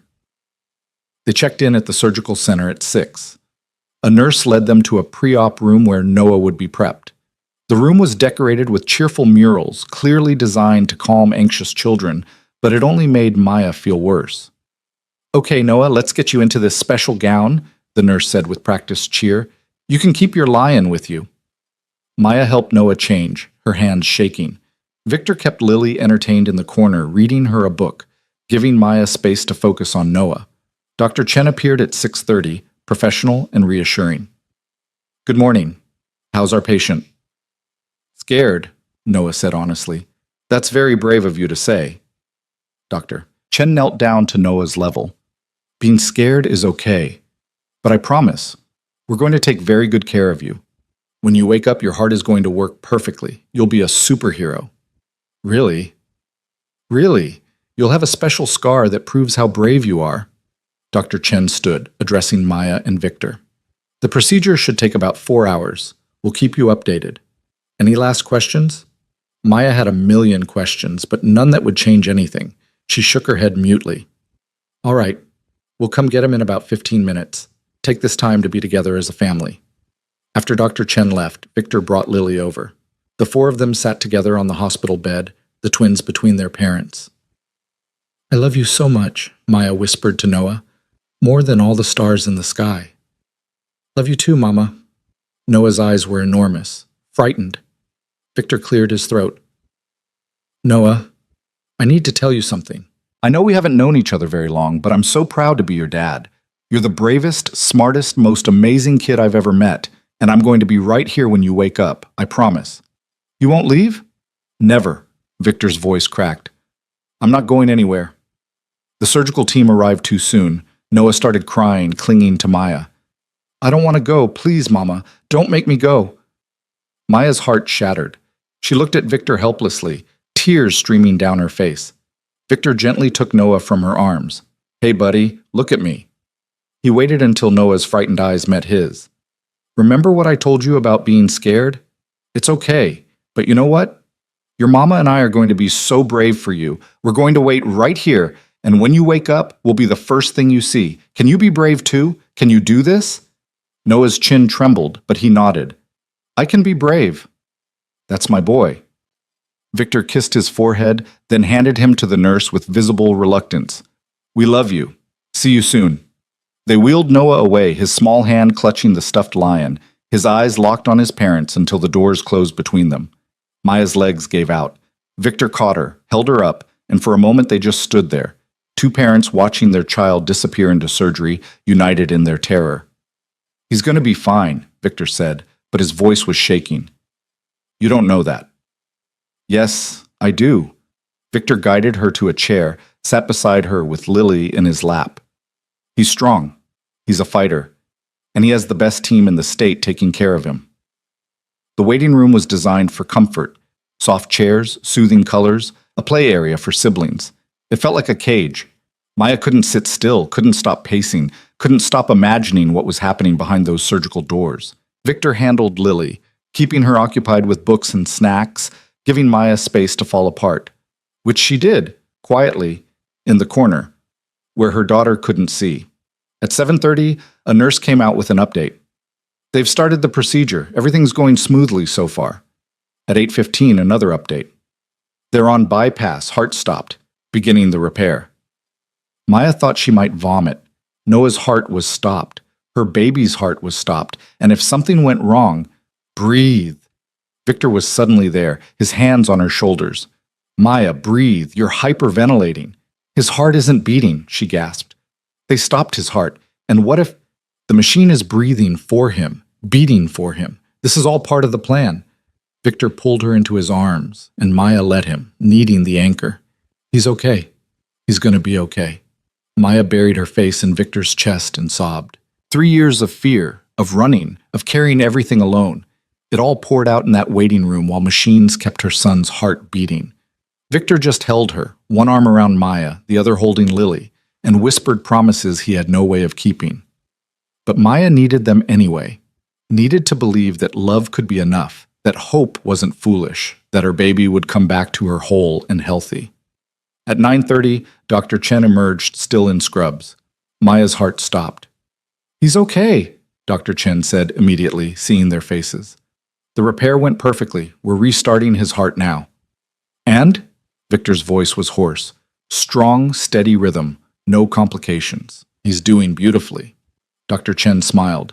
"Another hour to close and get him stable, then you can see him in recovery." Maya's knees buckled again. Victor caught her, held her up. "Thank you," he managed. "Thank you so much." After Dr. Chen left, Maya and Victor just stood there, holding each other, and Lily, letting the relief wash over them. "He's okay," Maya whispered. "He's really okay." "Told you." Victor's cheek rested against her hair. "Told you he'd be fine." They sank into chairs, the adrenaline draining away and leaving exhaustion in its wake. Lily had fallen asleep against Victor's chest. Maya felt hollowed out, wrung dry. "Thank you," she said quietly, "for being here, for keeping me together. There's nowhere else I'd be." Victor adjusted Lily in his arms, his eyes on Maya. "This is where I belong. With all of you." An hour later, they were allowed into recovery. Noah looked so small in the hospital bed, tubes and monitors everywhere, a thick bandage covering his chest. But his eyes were open, hazy with medication, and when he saw them, he smiled weakly. "Mama, Daddy." Maya was at his side instantly, carefully avoiding the IV lines as she took his hand. "Hi, baby. You did so good. So good." I was brave," Noah whispered. "You were." Victor stood on the other side of the bed, his hand gentle on Noah's forehead. "You were incredibly brave. Hurts a little?" "I know, buddy. The medicine will help. You just rest." Victor's voice was thick with emotion. "We're right here. Not going anywhere." Noah's eyes drifted closed, and Maya watched his chest rise and fall, the monitor beeping steadily with each heartbeat. A fixed heart. A repaired heart. Her baby was going to be okay. Over Noah's sleeping form, Maya's eyes met Victor's. He looked as wrecked as she felt, exhausted, relieved, still terrified in the aftermath. "We did it," she whispered. "Yeah." Victor's hand found hers across the bed, their fingers linking over their sleeping son. "We did." And in that moment, something shifted in Maya's chest. Not forgiveness, not yet, not complete trust, but the beginning of something. The tentative possibility that maybe, just maybe, they could build something real from the ruins of their past. That maybe Victor really could be the father her children deserved. That maybe, someday, he could be the partner she needed. "Don't let go," Maya said quietly, not entirely sure if she meant his hand or something deeper. Victor's fingers tightened around hers. "Never. I promise. Maya, never again." The first 24 hours after surgery blurred together in a haze of monitoring and medication adjustments. Noah drifted in and out of consciousness, each time reaching for Maya or Victor with small, seeking hands. They took turns at his bedside, one sleeping while the other kept watch, a rhythm born of necessity and shared fear. Lily stayed with Mrs. Patterson for the first night, but by the second day she was demanding to see her brother. Victor brought her to the hospital that afternoon, and the moment she saw Noah hooked up to all the machines, her little face crumpled. "Noah's hurt," she whimpered, backing into Victor's legs. "He's getting better," Victor corrected gently, lifting her up. "See? He's awake. Want to say hi?" Lily nodded uncertainly. Victor carried her to the bedside, and Noah's eyes opened at the sound of her voice. "Hi, Lily," he whispered, his voice still hoarse from the breathing tube. "Hi." Lily reached out carefully, touching his hand. "You okay?" "Yeah, doctors fixed my heart." Noah managed a small smile. "I got a scar. Want to see?" Before Maya could intervene, Noah was trying to lift his gown. She gently stopped him. "Let's wait until you're a little more healed, okay? The scar's not going anywhere." "But I want to show Lily. Dr. Chen said it makes me a superhero." Victor caught Maya's eye, and she saw her own emotion reflected there. The terrible sweetness of watching their son find pride in his trauma, turning fear into strength. "You are a superhero," Victor said seriously. "The bravest one I know, but your mama's right. Let's give it a few more days before the big reveal." Noah accepted this with the easy trust he'd developed in his father. Maya watched the interaction, something loosening in her chest. Victor had been here for every moment, the surgery, the recovery, the long nights, and longer fears. He'd kept his promise, hadn't left, hadn't wavered. That night after Lily had gone home with Mrs. Patterson again and Noah was sleeping peacefully, Maya and Victor sat in the dim hospital room, exhaustion weighing on both of them. "You should go home," Maya said quietly. "Get real sleep. I can handle tonight." "So can I." Victor stretched his long legs out, grimacing. "Besides, I'm not leaving you to do this alone." "Victor, you've been here for 48 hours straight. You're going to collapse." "Then I'll collapse here." His tone left no room for argument. "I'm not leaving him. Or you." Maya should have insisted, should have sent him away, maintained some independence. But the truth was, she didn't want to be alone, didn't want to face the monitors and the beeping and the constant low-grade terror without him. "Okay," she said softly, "but at least try to sleep. I'll wake you if anything changes."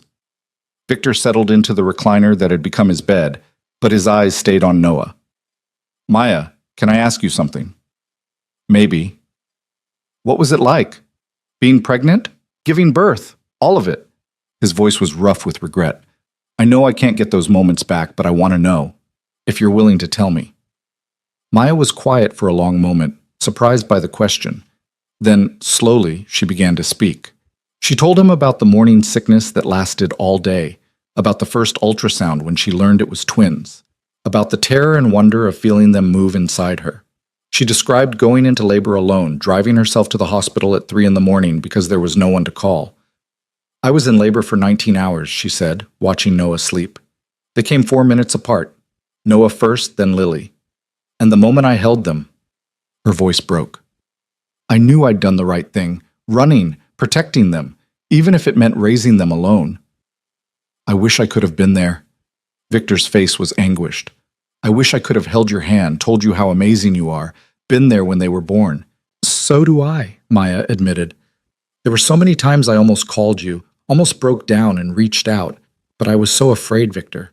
Afraid you'd take them from me, afraid you'd kill you." Victor finished the thought she couldn't voice. "You really believed I would hurt you." "I didn't know what to believe. I just knew I couldn't take the risk, not with them." Maya's hands twisted together. "I'm sorry." for running, for keeping them from you, for all of it, but I'm not sorry for protecting them. You shouldn't be. You did what any mother would do. Victor leaned forward, his elbows on his knees. I'm the one who should apologize for not making you feel safe, for building a life so dark that the woman I loved would rather disappear than stay in it. You were who you were. I knew that when I fell for you. But I should have been better, should have chosen differently. Victor's eyes found hers in the dim light.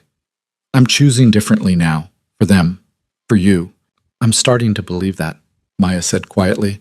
Watching you with them these past few weeks, you're a good father, Victor. Better than I expected. High praise, he said with a ghost of a smile.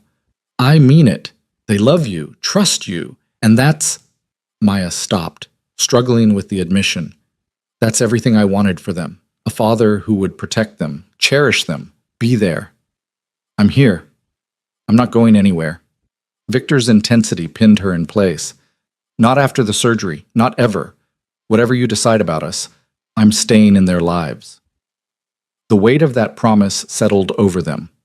Maya knew he meant it, knew that regardless of what happened between them, Victor would be present for Noah and Lily. The question was what that meant for her heart, for the walls she'd built, for the possibility of something more than co-parenting. She wasn't ready to answer that yet. Wasn't sure she'd ever be ready. Noah stirred, whimpering softly. Maya was at his side immediately, checking the monitors, smoothing his hair. Shh, baby. You're okay. Mama's here. Hurt, Noah mumbled, still half asleep. Maya pressed the call button for the nurse. Within moments, someone appeared to adjust his pain medication.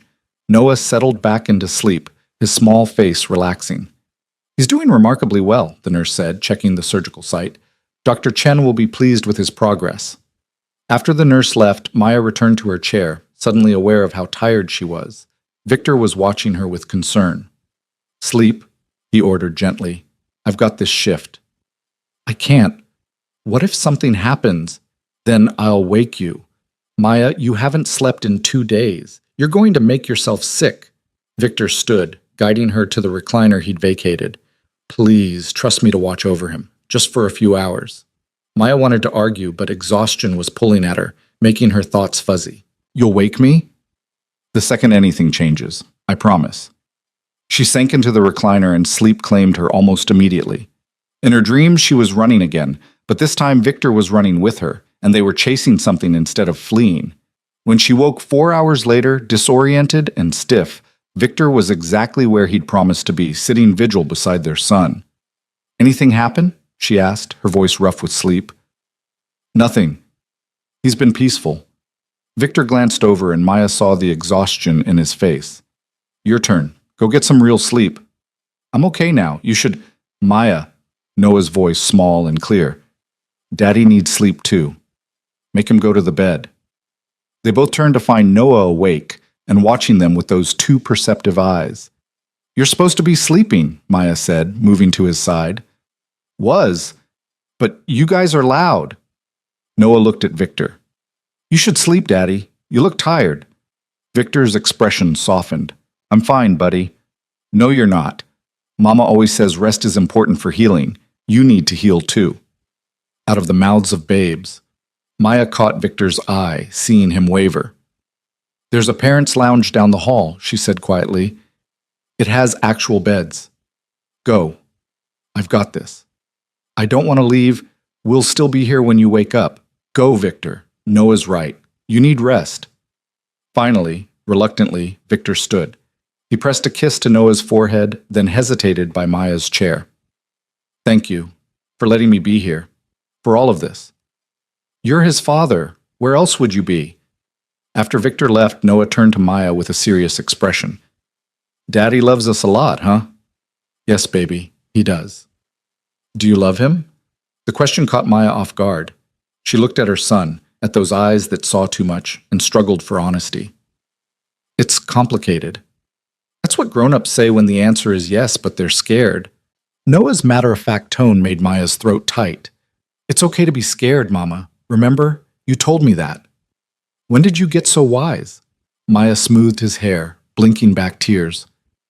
I'm a superhero now. Superheroes know stuff. Noah yawned, the medication pulling him back toward sleep. I like having a daddy. Lily does too. We want him to stay. I know, sweetheart. We'll figure it out. Okay. Noah's eyes drifted closed. Love you, Mama. Love you too, baby. More than all the stars. Maya sat in the quiet hospital room, her son's words echoing in her mind. Do you love him? The answer should have been simple. Number. How could she love the man she'd run from? How could she trust someone whose entire life had been built on violence and fear? But watching Victor with their children, seeing the way he'd stepped up, the way he'd kept every promise, Maya couldn't deny the truth anymore. She'd never stopped loving him, had run from him 3 years ago, not because she didn't love him, but because she loved him too much, because loving Victor Moreau was dangerous and consuming and terrifying. It still was.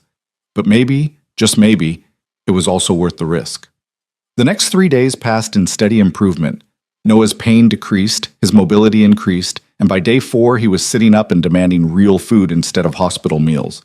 Dr. Chen was thrilled with his recovery. I've rarely seen a child bounce back this quickly, she told Maya and Victor during rounds.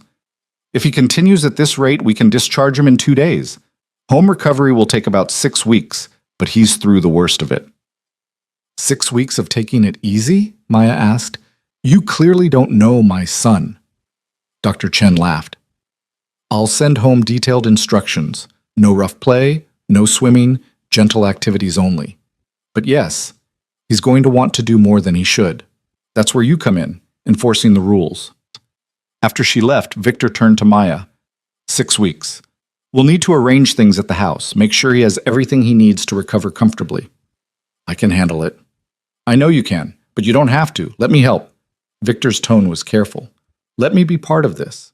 The recovery, the daily routine, all of it. Maya studied him, seeing the hope and uncertainty in his face.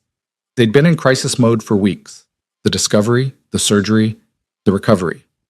But now, with Noah on the mend, they were approaching the moment she'd been dreading. The moment when she had to decide what came next. We should talk, she said quietly. About after we go home. About what this looks like. Okay. Victor glanced at Noah, who was absorbed in a tablet Victor had brought. Now? Tonight, after he's asleep. Maya needed time to organize her thoughts, to figure out what she wanted to say. Meet me in the lounge? I'll be there.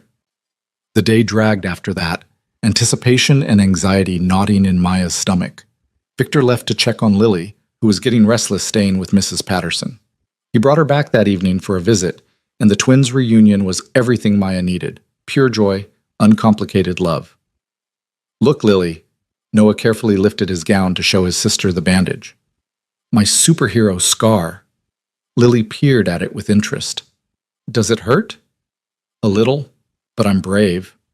You're the bravest. Lily crawled carefully onto the bed beside him, mindful of the wires. I missed you. Missed you too. Maya and Victor stood back, watching their children together, and Maya felt the last of her resistance crumbling. This was what she wanted for them. Not separate lives with coordinated visitation, but a real family, together. The question was whether she was brave enough to reach for it. That night, after Lily had gone home and Noah was sleeping soundly, Maya made her way to the parents' lounge. Victor was already there, pacing by the window. He turned when she entered, tension evident in every line of his body. Hi, he said, like they were strangers. Hi. Maya sat on the worn couch, and after a moment, Victor joined her, leaving careful space between them. So, we should talk. About what comes next, Victor agreed. Maya, before you say anything, I need you to know I meant everything I said. About staying, about being present, about changing my life. That's not contingent on what you decide about us. Those are promises to them, not bargaining chips. I know. Maya twisted her hands together. I've been watching you, Victor, these past weeks. The way you are with them, the way you've shown up for every moment. It's not enough to erase the past, I know that. Let me finish. Maya took a breath. It's not enough to erase the past, but it's enough to make me reconsider the future, to make me wonder if maybe I was wrong about some things. Victor went very still. What things? About you, about what you're capable of, about whether people can really change. Maya finally met his eyes. I've spent 3 years believing you were a monster, that loving you was the biggest mistake of my life. But watching you with Noah and Lily, you're not a monster, Victor. You're just a man, a complicated, flawed man who's trying to be better. Maya, I'm scared, she admitted. Terrified, actually. Because if I let you back in, if I give this a real chance and it falls apart, it won't just break me. It'll break them. And I won't let that happen. Then don't let me back in. Victor's voice was rough. Not until you're sure. Not until you trust that I won't break any of you. He shifted closer, his eyes intense. I can wait, Maya. I can be their father, be present in their lives, and wait for you to be ready. Whether that's 6 months or 6 years or never. Never is a long time. I know, but I also know I'm asking you to trust the man who drove you away.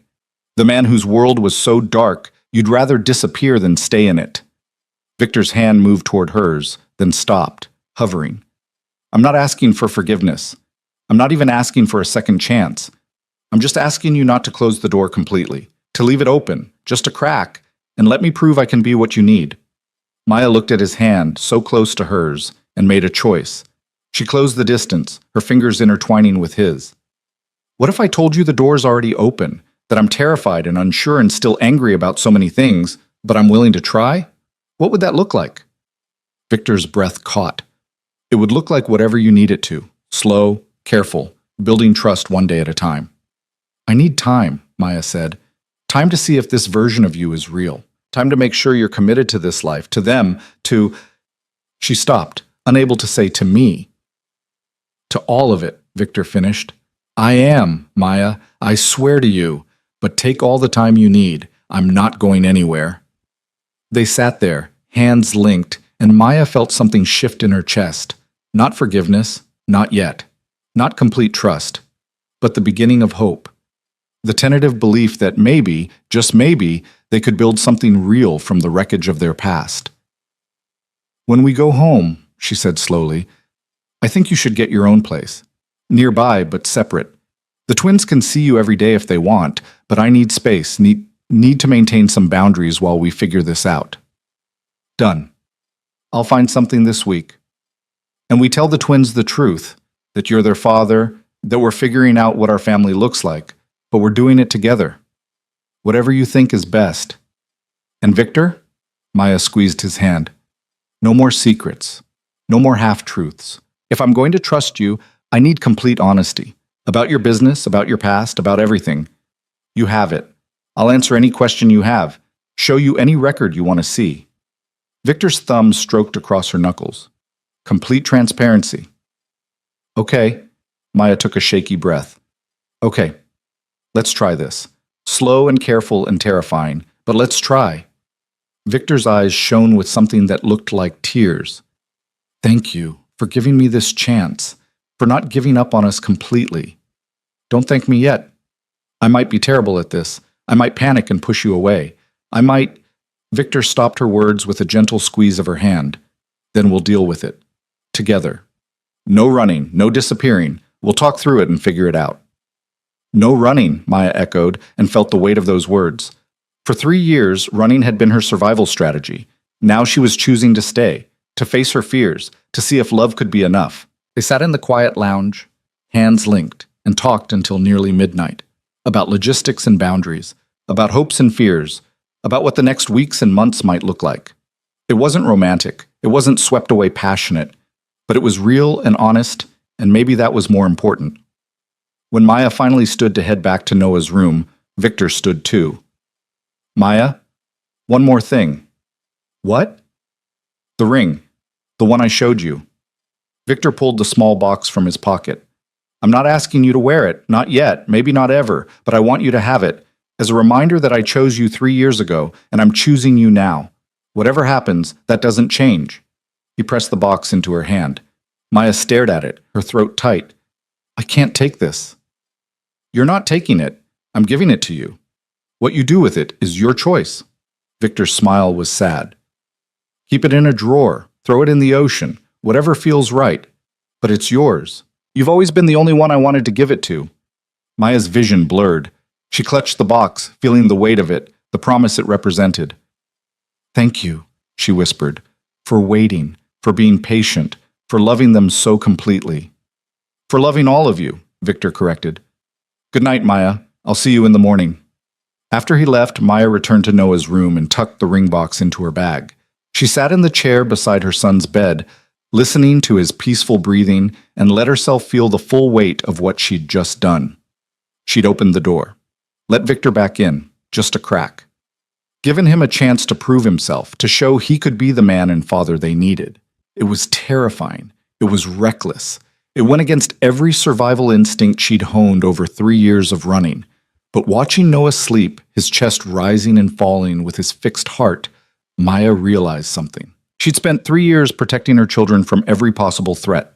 But maybe, just maybe, she'd also been protecting them from love, from family, from the possibility of having everything she'd always wanted. Victor was dangerous. Victor was complicated. But Victor also loved their children with a fierceness that took her breath away. And maybe, just maybe, that love was worth the risk. Noah stirred, his eyes opening briefly. Mama? Right here, baby. Is Daddy coming back tomorrow? Yes, sweetheart. He'll be here. Good.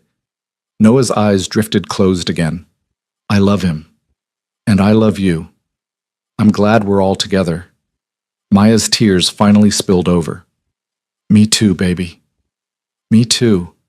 She sat in the dim hospital room, her son's words echoing in her heart, and let herself believe it, that they could be together, that Victor could change, that love could be enough to build something real and lasting from the ruins of fear and mistrust. It wouldn't be easy. There would be setbacks and doubts, and moments when the old fears came roaring back. But for the first time in 3 years, Maya wasn't running from those fears. She was choosing to face them, to stay and fight for the family they could be, and that felt like its own kind of courage, its own kind of hope, its own kind of beginning. They brought Noah home on a Tuesday morning, 6 days after surgery. The drive from the hospital was careful and slow, Victor navigating every turn with exaggerated caution, while Noah sat in his car seat clutching his stuffed lion and giving commentary on everything they passed. That's where Mama buys groceries, he announced as they drove through Port Timber. And that's the park where Daddy pushes us on the swings. Lily, in the seat beside him, added her own observations. And that's Mrs. Patterson's house. She makes cookies, but they're not as good as Mama's. Maya sat in the passenger seat, listening to her children's chatter, and felt something settle in her chest. Home. They were going home. Together. Not as the fractured, hidden family they'd been, but as something new. Something whole. Victor had spent the past 2 days apartment hunting while Maya stayed at the hospital with Noah. He'd found a place 4 blocks away, close enough to be present, far enough to give Maya the space she'd asked for. He hadn't moved in yet, hadn't even signed the lease, wanting Maya to see it first and approve. We can stop by if you want, he'd offered that morning. Make sure it's suitable. Maya had agreed, curious despite herself. After they got Noah settled at home, Victor drove them to the apartment, a renovated unit in a quiet building with a small playground visible from the living room window. The playground sold me, Victor admitted as they walked through the space.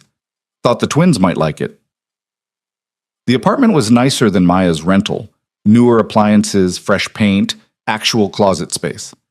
But it wasn't ostentatious. Wasn't the kind of place a crime boss would choose. It was the home of a normal father trying to be close to his children. It's good, Maya said, watching Noah explore the empty rooms despite strict orders to take it easy. Really good. You're sure I can keep looking if... Victor, Maya touched his arm. It's perfect. Sign the lease. Something shifted in his expression. Relief, maybe, or hope. I will. I'll get furniture delivered this week and then... He stopped, looking uncertain. Then I'll be nearby, whenever you need me. Or whenever you don't, but the twins want to see me, whatever works.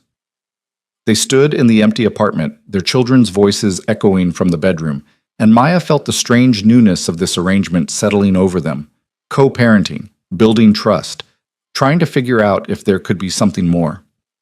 Thank you, Victor said quietly. For this, for letting me be part of their lives, part of your life. One day at a time, Maya reminded him. We're taking this one day at a time. One day at a time, Victor agreed. The first week home was an adjustment for everyone. Noah chafed against the restrictions on his activity, frustrated that he couldn't run or climb or do any of the things he wanted to do. Maya enforced Dr. Chen's orders with gentle firmness, and Victor backed her up, distracting Noah with quiet activities when the energy got to be too much. Victor came over every morning, bringing breakfast and staying until the twins' afternoon nap. He'd leave for a few hours to handle business calls and apartment setup, then return for dinner. The routine developed organically, shaped by the twins' needs and schedules. Maya watched him navigate fatherhood with growing confidence. He learned which foods Lily refused to eat, how to calm Noah when the surgical site itched, the exact tone of voice needed to get them both into the bath without argument. He made mistakes, forgot to cut grapes in half, let them have too much sugar before bed, once accidentally let them watch a movie that gave Lily nightmares. But he learned from each mistake, adjusted, tried harder. "You're good at this," Maya said one evening as they cleaned up dinner together. The twins were playing quietly in the living room, Noah building a tower, while Lily narrated an elaborate story about dragon princesses. "I'm figuring it out," Victor corrected. "There's a difference." "Everyone's figuring it out. That's what parenting is." Maya dried a plate, setting it in the cabinet. "But you're present. You're trying. That's what matters." Victor was quiet for a moment, his hands stilling in the soapy water. "Maya, can I ask you something?" "Maybe," she said, the familiar response. "That night, 3 years ago, if I had explained immediately about the proposal, if you'd stayed, do you think we would have made it, or would my world have destroyed us eventually?" Maya considered the question, really thought about it. "I don't know. Your world was dark, Victor, really dark. And I was young and naive and thought love could conquer anything, but raising children in that world..." She shook her head. "I don't think I could have done it. I would have been afraid every single day." "And now? Now you're building a different world, one where I don't have to be afraid." Maya met his eyes. "That's the difference. That's why I'm willing to try." "I meant what I said, about getting out completely. The last of my Chicago holdings transfer next week, and then I'm done. No ties, no obligations, nothing that could come back to hurt you or the twins." "What will you do? For work, I mean." Victor smiled slightly.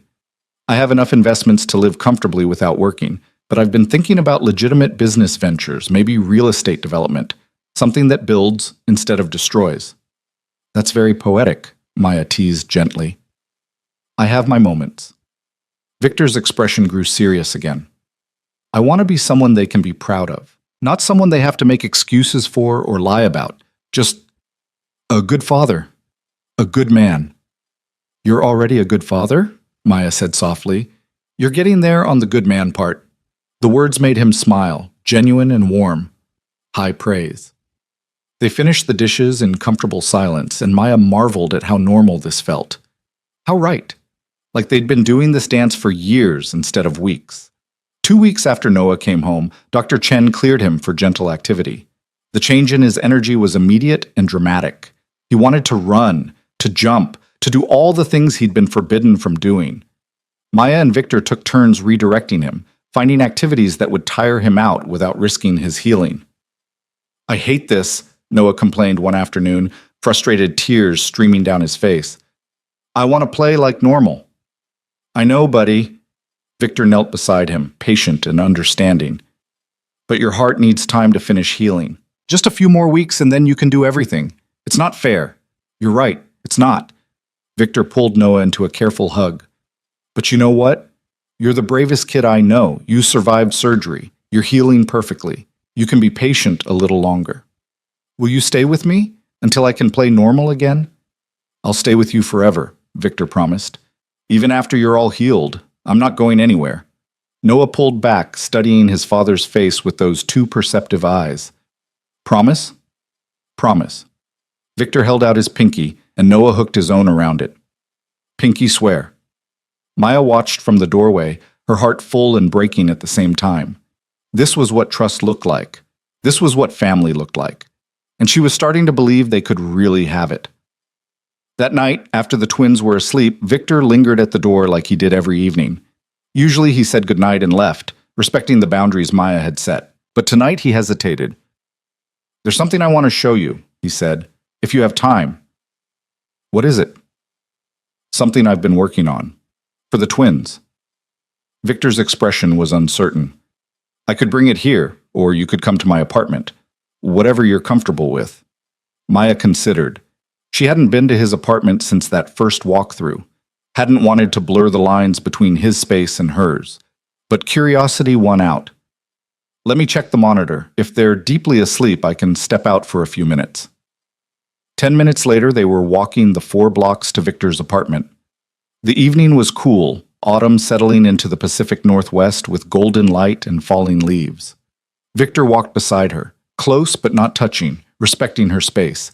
His apartment had been transformed since Maya last saw it. Furniture now filled the rooms, comfortable and practical, nothing ostentatious. But what caught her attention was the second bedroom. Victor had converted it into a space for the twins.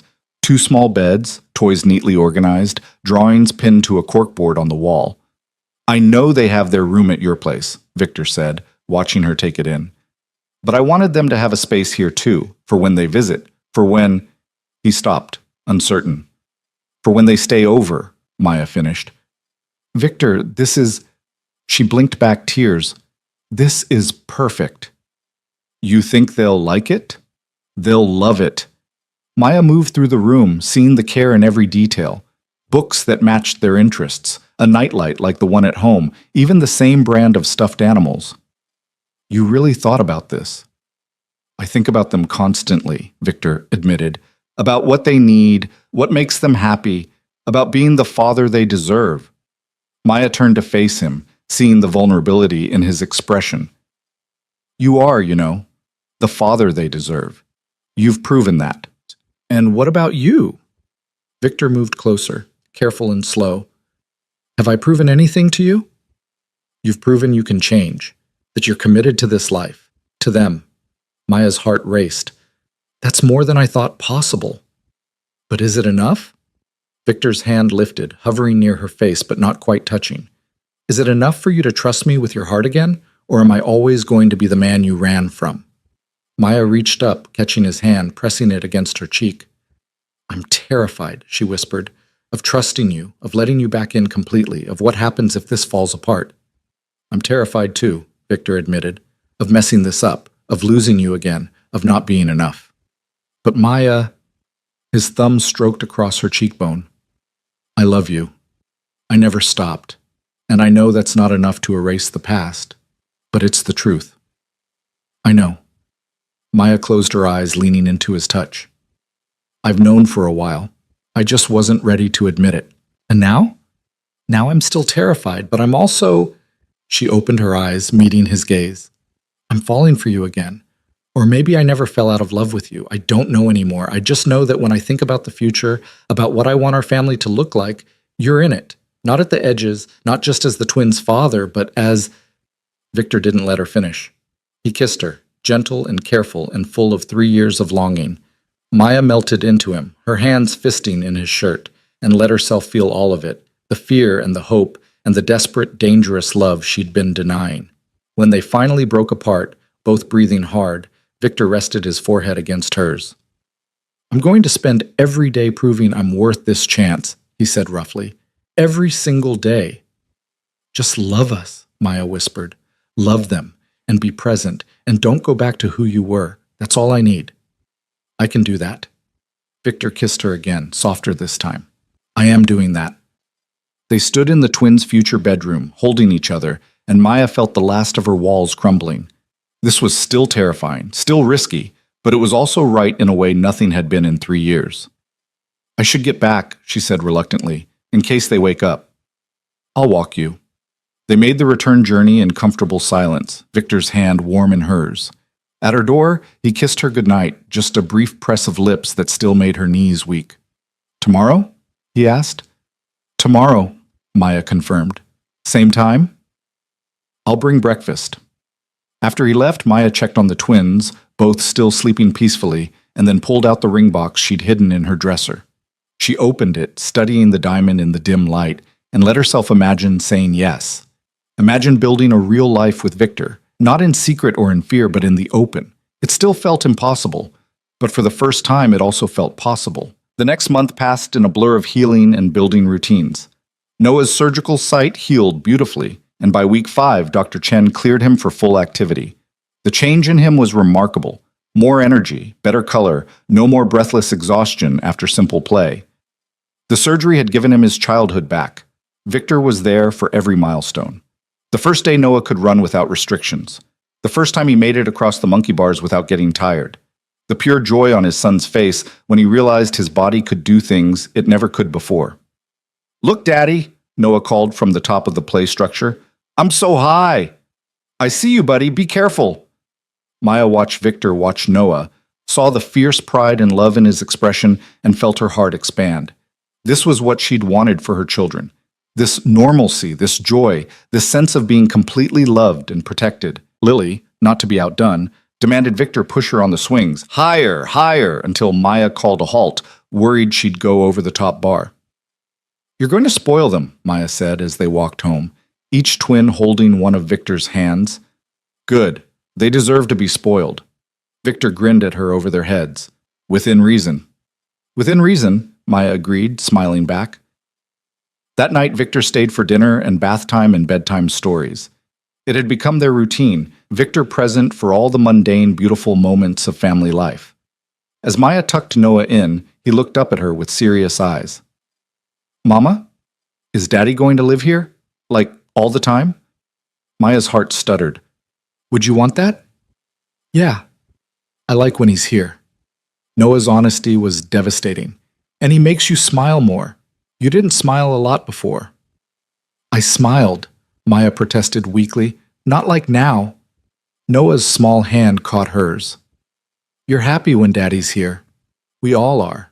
In Lily's bed, she heard similar sentiments. "I love Daddy," Lily said simply. "And I love you. I want us all to be together, like a real family." "We are a real family, baby." "You know what I mean." Lily's expression was wise beyond her years.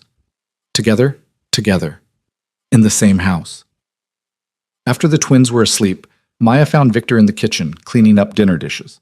She watched him for a moment, this man who'd transformed his entire life to be here, and made a decision.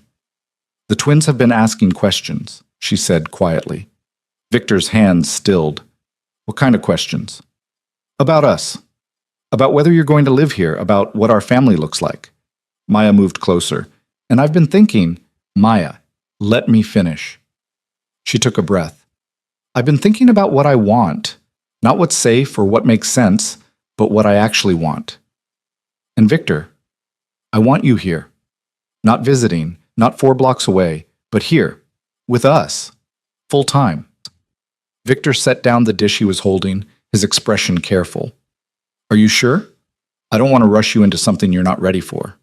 "I'm terrified," Maya admitted. "But I'm also tired of being afraid, tired of holding you at arm's length, when what I really want is to let you all the way in." She closed the distance between them. "I love you. I think I always have, even when I was running from you. And I want to build a real life together, the kind we should have had 3 years ago." Victor's hands came up to frame her face, his eyes searching hers. "You're sure? Because once I'm here, once we do this, I'm all in, forever, no going back. I'm counting on it." Maya rose on her toes, kissing him. "Move in, be here, be ours." "I've always been yours," Victor said against her lips, "from the moment I met you."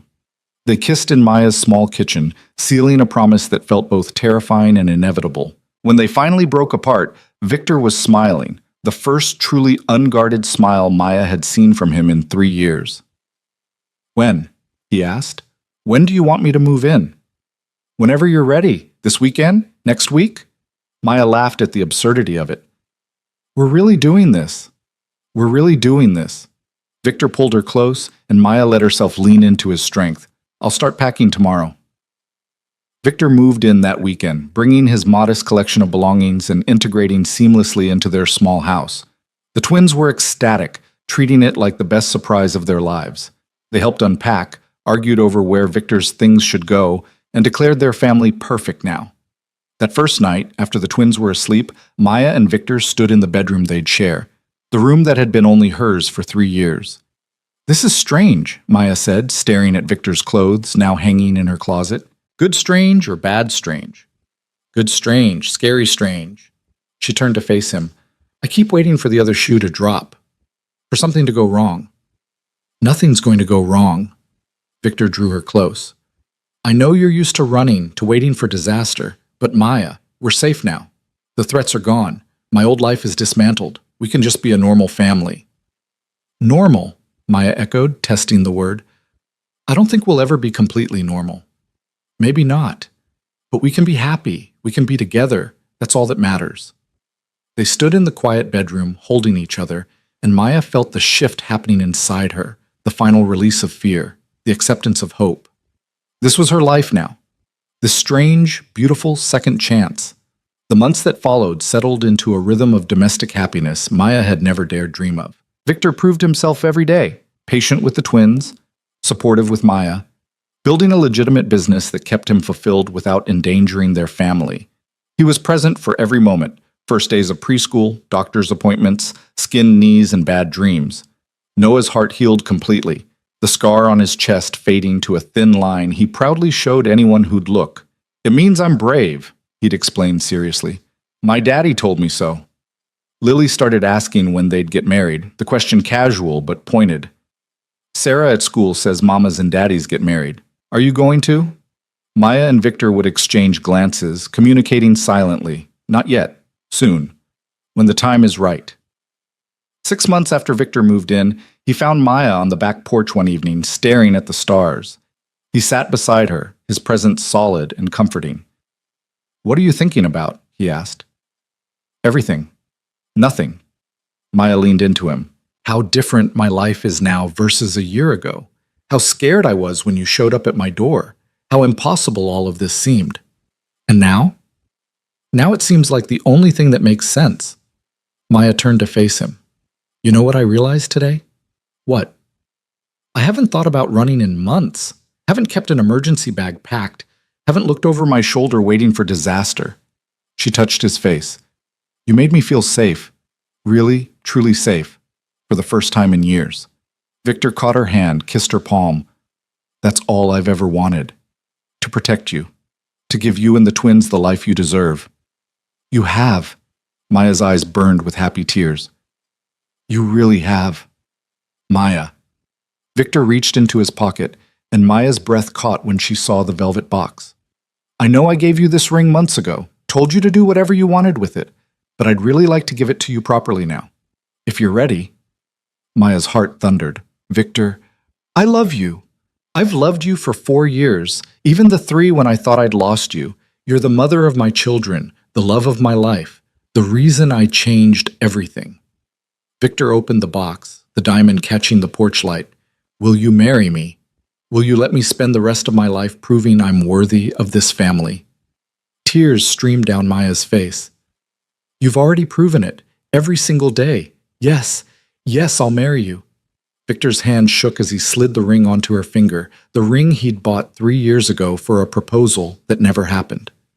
Maya stared at it, at the physical symbol of his commitment, his love, his transformation. I love you, she whispered. Even when I was running, even when I was terrified, I loved you. I know.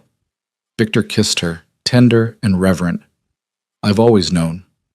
They told the twins the next morning over breakfast.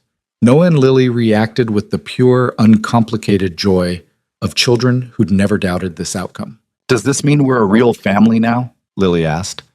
We've always been a real family, Maya corrected gently. But yes, Daddy and I are getting married. Can I wear a princess dress? Lily demanded. Can I carry the rings? Noah asked. Victor laughed, pulling both twins into his lap.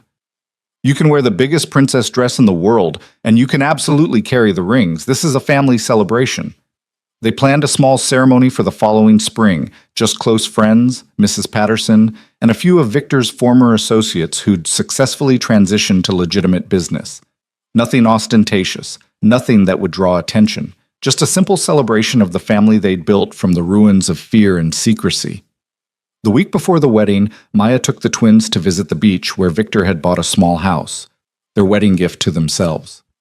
It would be their family home, a place where the twins could grow up with ocean views and endless sky. Noah and Lily ran along the sand, shrieking with delight, while Maya and Victor walked hand in hand behind them. Are you happy? Victor asked, watching their children play. Deliriously, Maya squeezed his hand. Terrifyingly, completely. Good. That's all I want. Your happiness. Their happiness. What about your happiness? Victor stopped walking, turned to face her. Maya, 3 years ago I had everything I thought I wanted. Power, money, control. I was miserable and didn't even know it. Now I have you and the twins. I have a life that means something. I have a reason to be better. His eyes shone. I've never been happier, never been more grateful. You gave me everything that matters. Maya kissed him there on the beach, with the salt wind whipping around them and their children's laughter carrying on the breeze. This was her life now. This man, these children, this second chance at everything she thought she'd lost. The wedding took place on a perfect April day, the ceremony on the beach in front of their new home. Maya wore a simple white dress, no veil, no train, just clean lines and honest beauty. Victor wore a suit but no tie. His expression when he saw her walking toward him, everything she needed to know about his feelings. Noah and Lily preceded her down the sandy aisle, Noah carrying the rings with exaggerated care, Lily throwing flower petals with enthusiastic abandon. They stood beside their parents during the ceremony, part of every promise, every vow. I promise to love you, Maya said, her voice steady despite the tears. To trust you. To build this life with you. To never run again. I promise to protect you, Victor replied. To cherish you. To be the man you and our children deserve. To love you more every day than the day before. They exchanged rings. Maya's the one Victor had carried for 3 years. Victor's a simple band that Maya had chosen. The symbolism wasn't lost on either of them. Promises kept, love redeemed, family forged from brokenness. When the officiant pronounced them married, Noah and Lily cheered louder than anyone. Victor kissed Maya as the sun set over the Pacific, their children pressed between them, and Maya felt the last piece of her fractured heart click into place. This was home. This was family. This was everything she'd been running toward even when she thought she was running away. The reception was small and joyful, ending early so the twins wouldn't get overtired. As the last guest departed and the twins fell asleep in their new bedrooms, Maya and Victor stood on the deck of their beach house, watching the stars emerge. Mrs. Moreau, Victor said, testing the name. How does it feel? Strange, perfect, right. Maya leaned into him. I never thought I'd have this. A real marriage, a real home, a real future. You gave me that. We gave each other that. Victor's arms tightened around her. I was lost before you, Maya, building an empire that meant nothing. You gave me purpose, direction, love. And you gave me safety, trust, a family. Maya turned in his arms, looking up at him. No more running, no more fear, just this, just us. Just us, Victor agreed and kissed her beneath the stars. Inside, Noah stirred in his sleep, his hand reaching out to touch the stuffed lion that had been with him through surgery and recovery.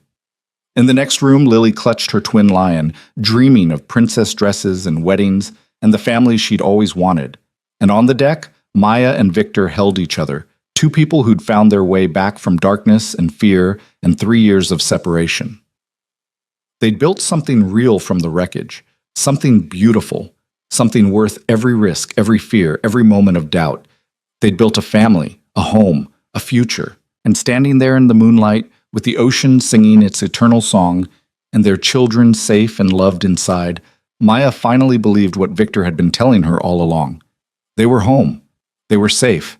They were exactly where they were meant to be, together.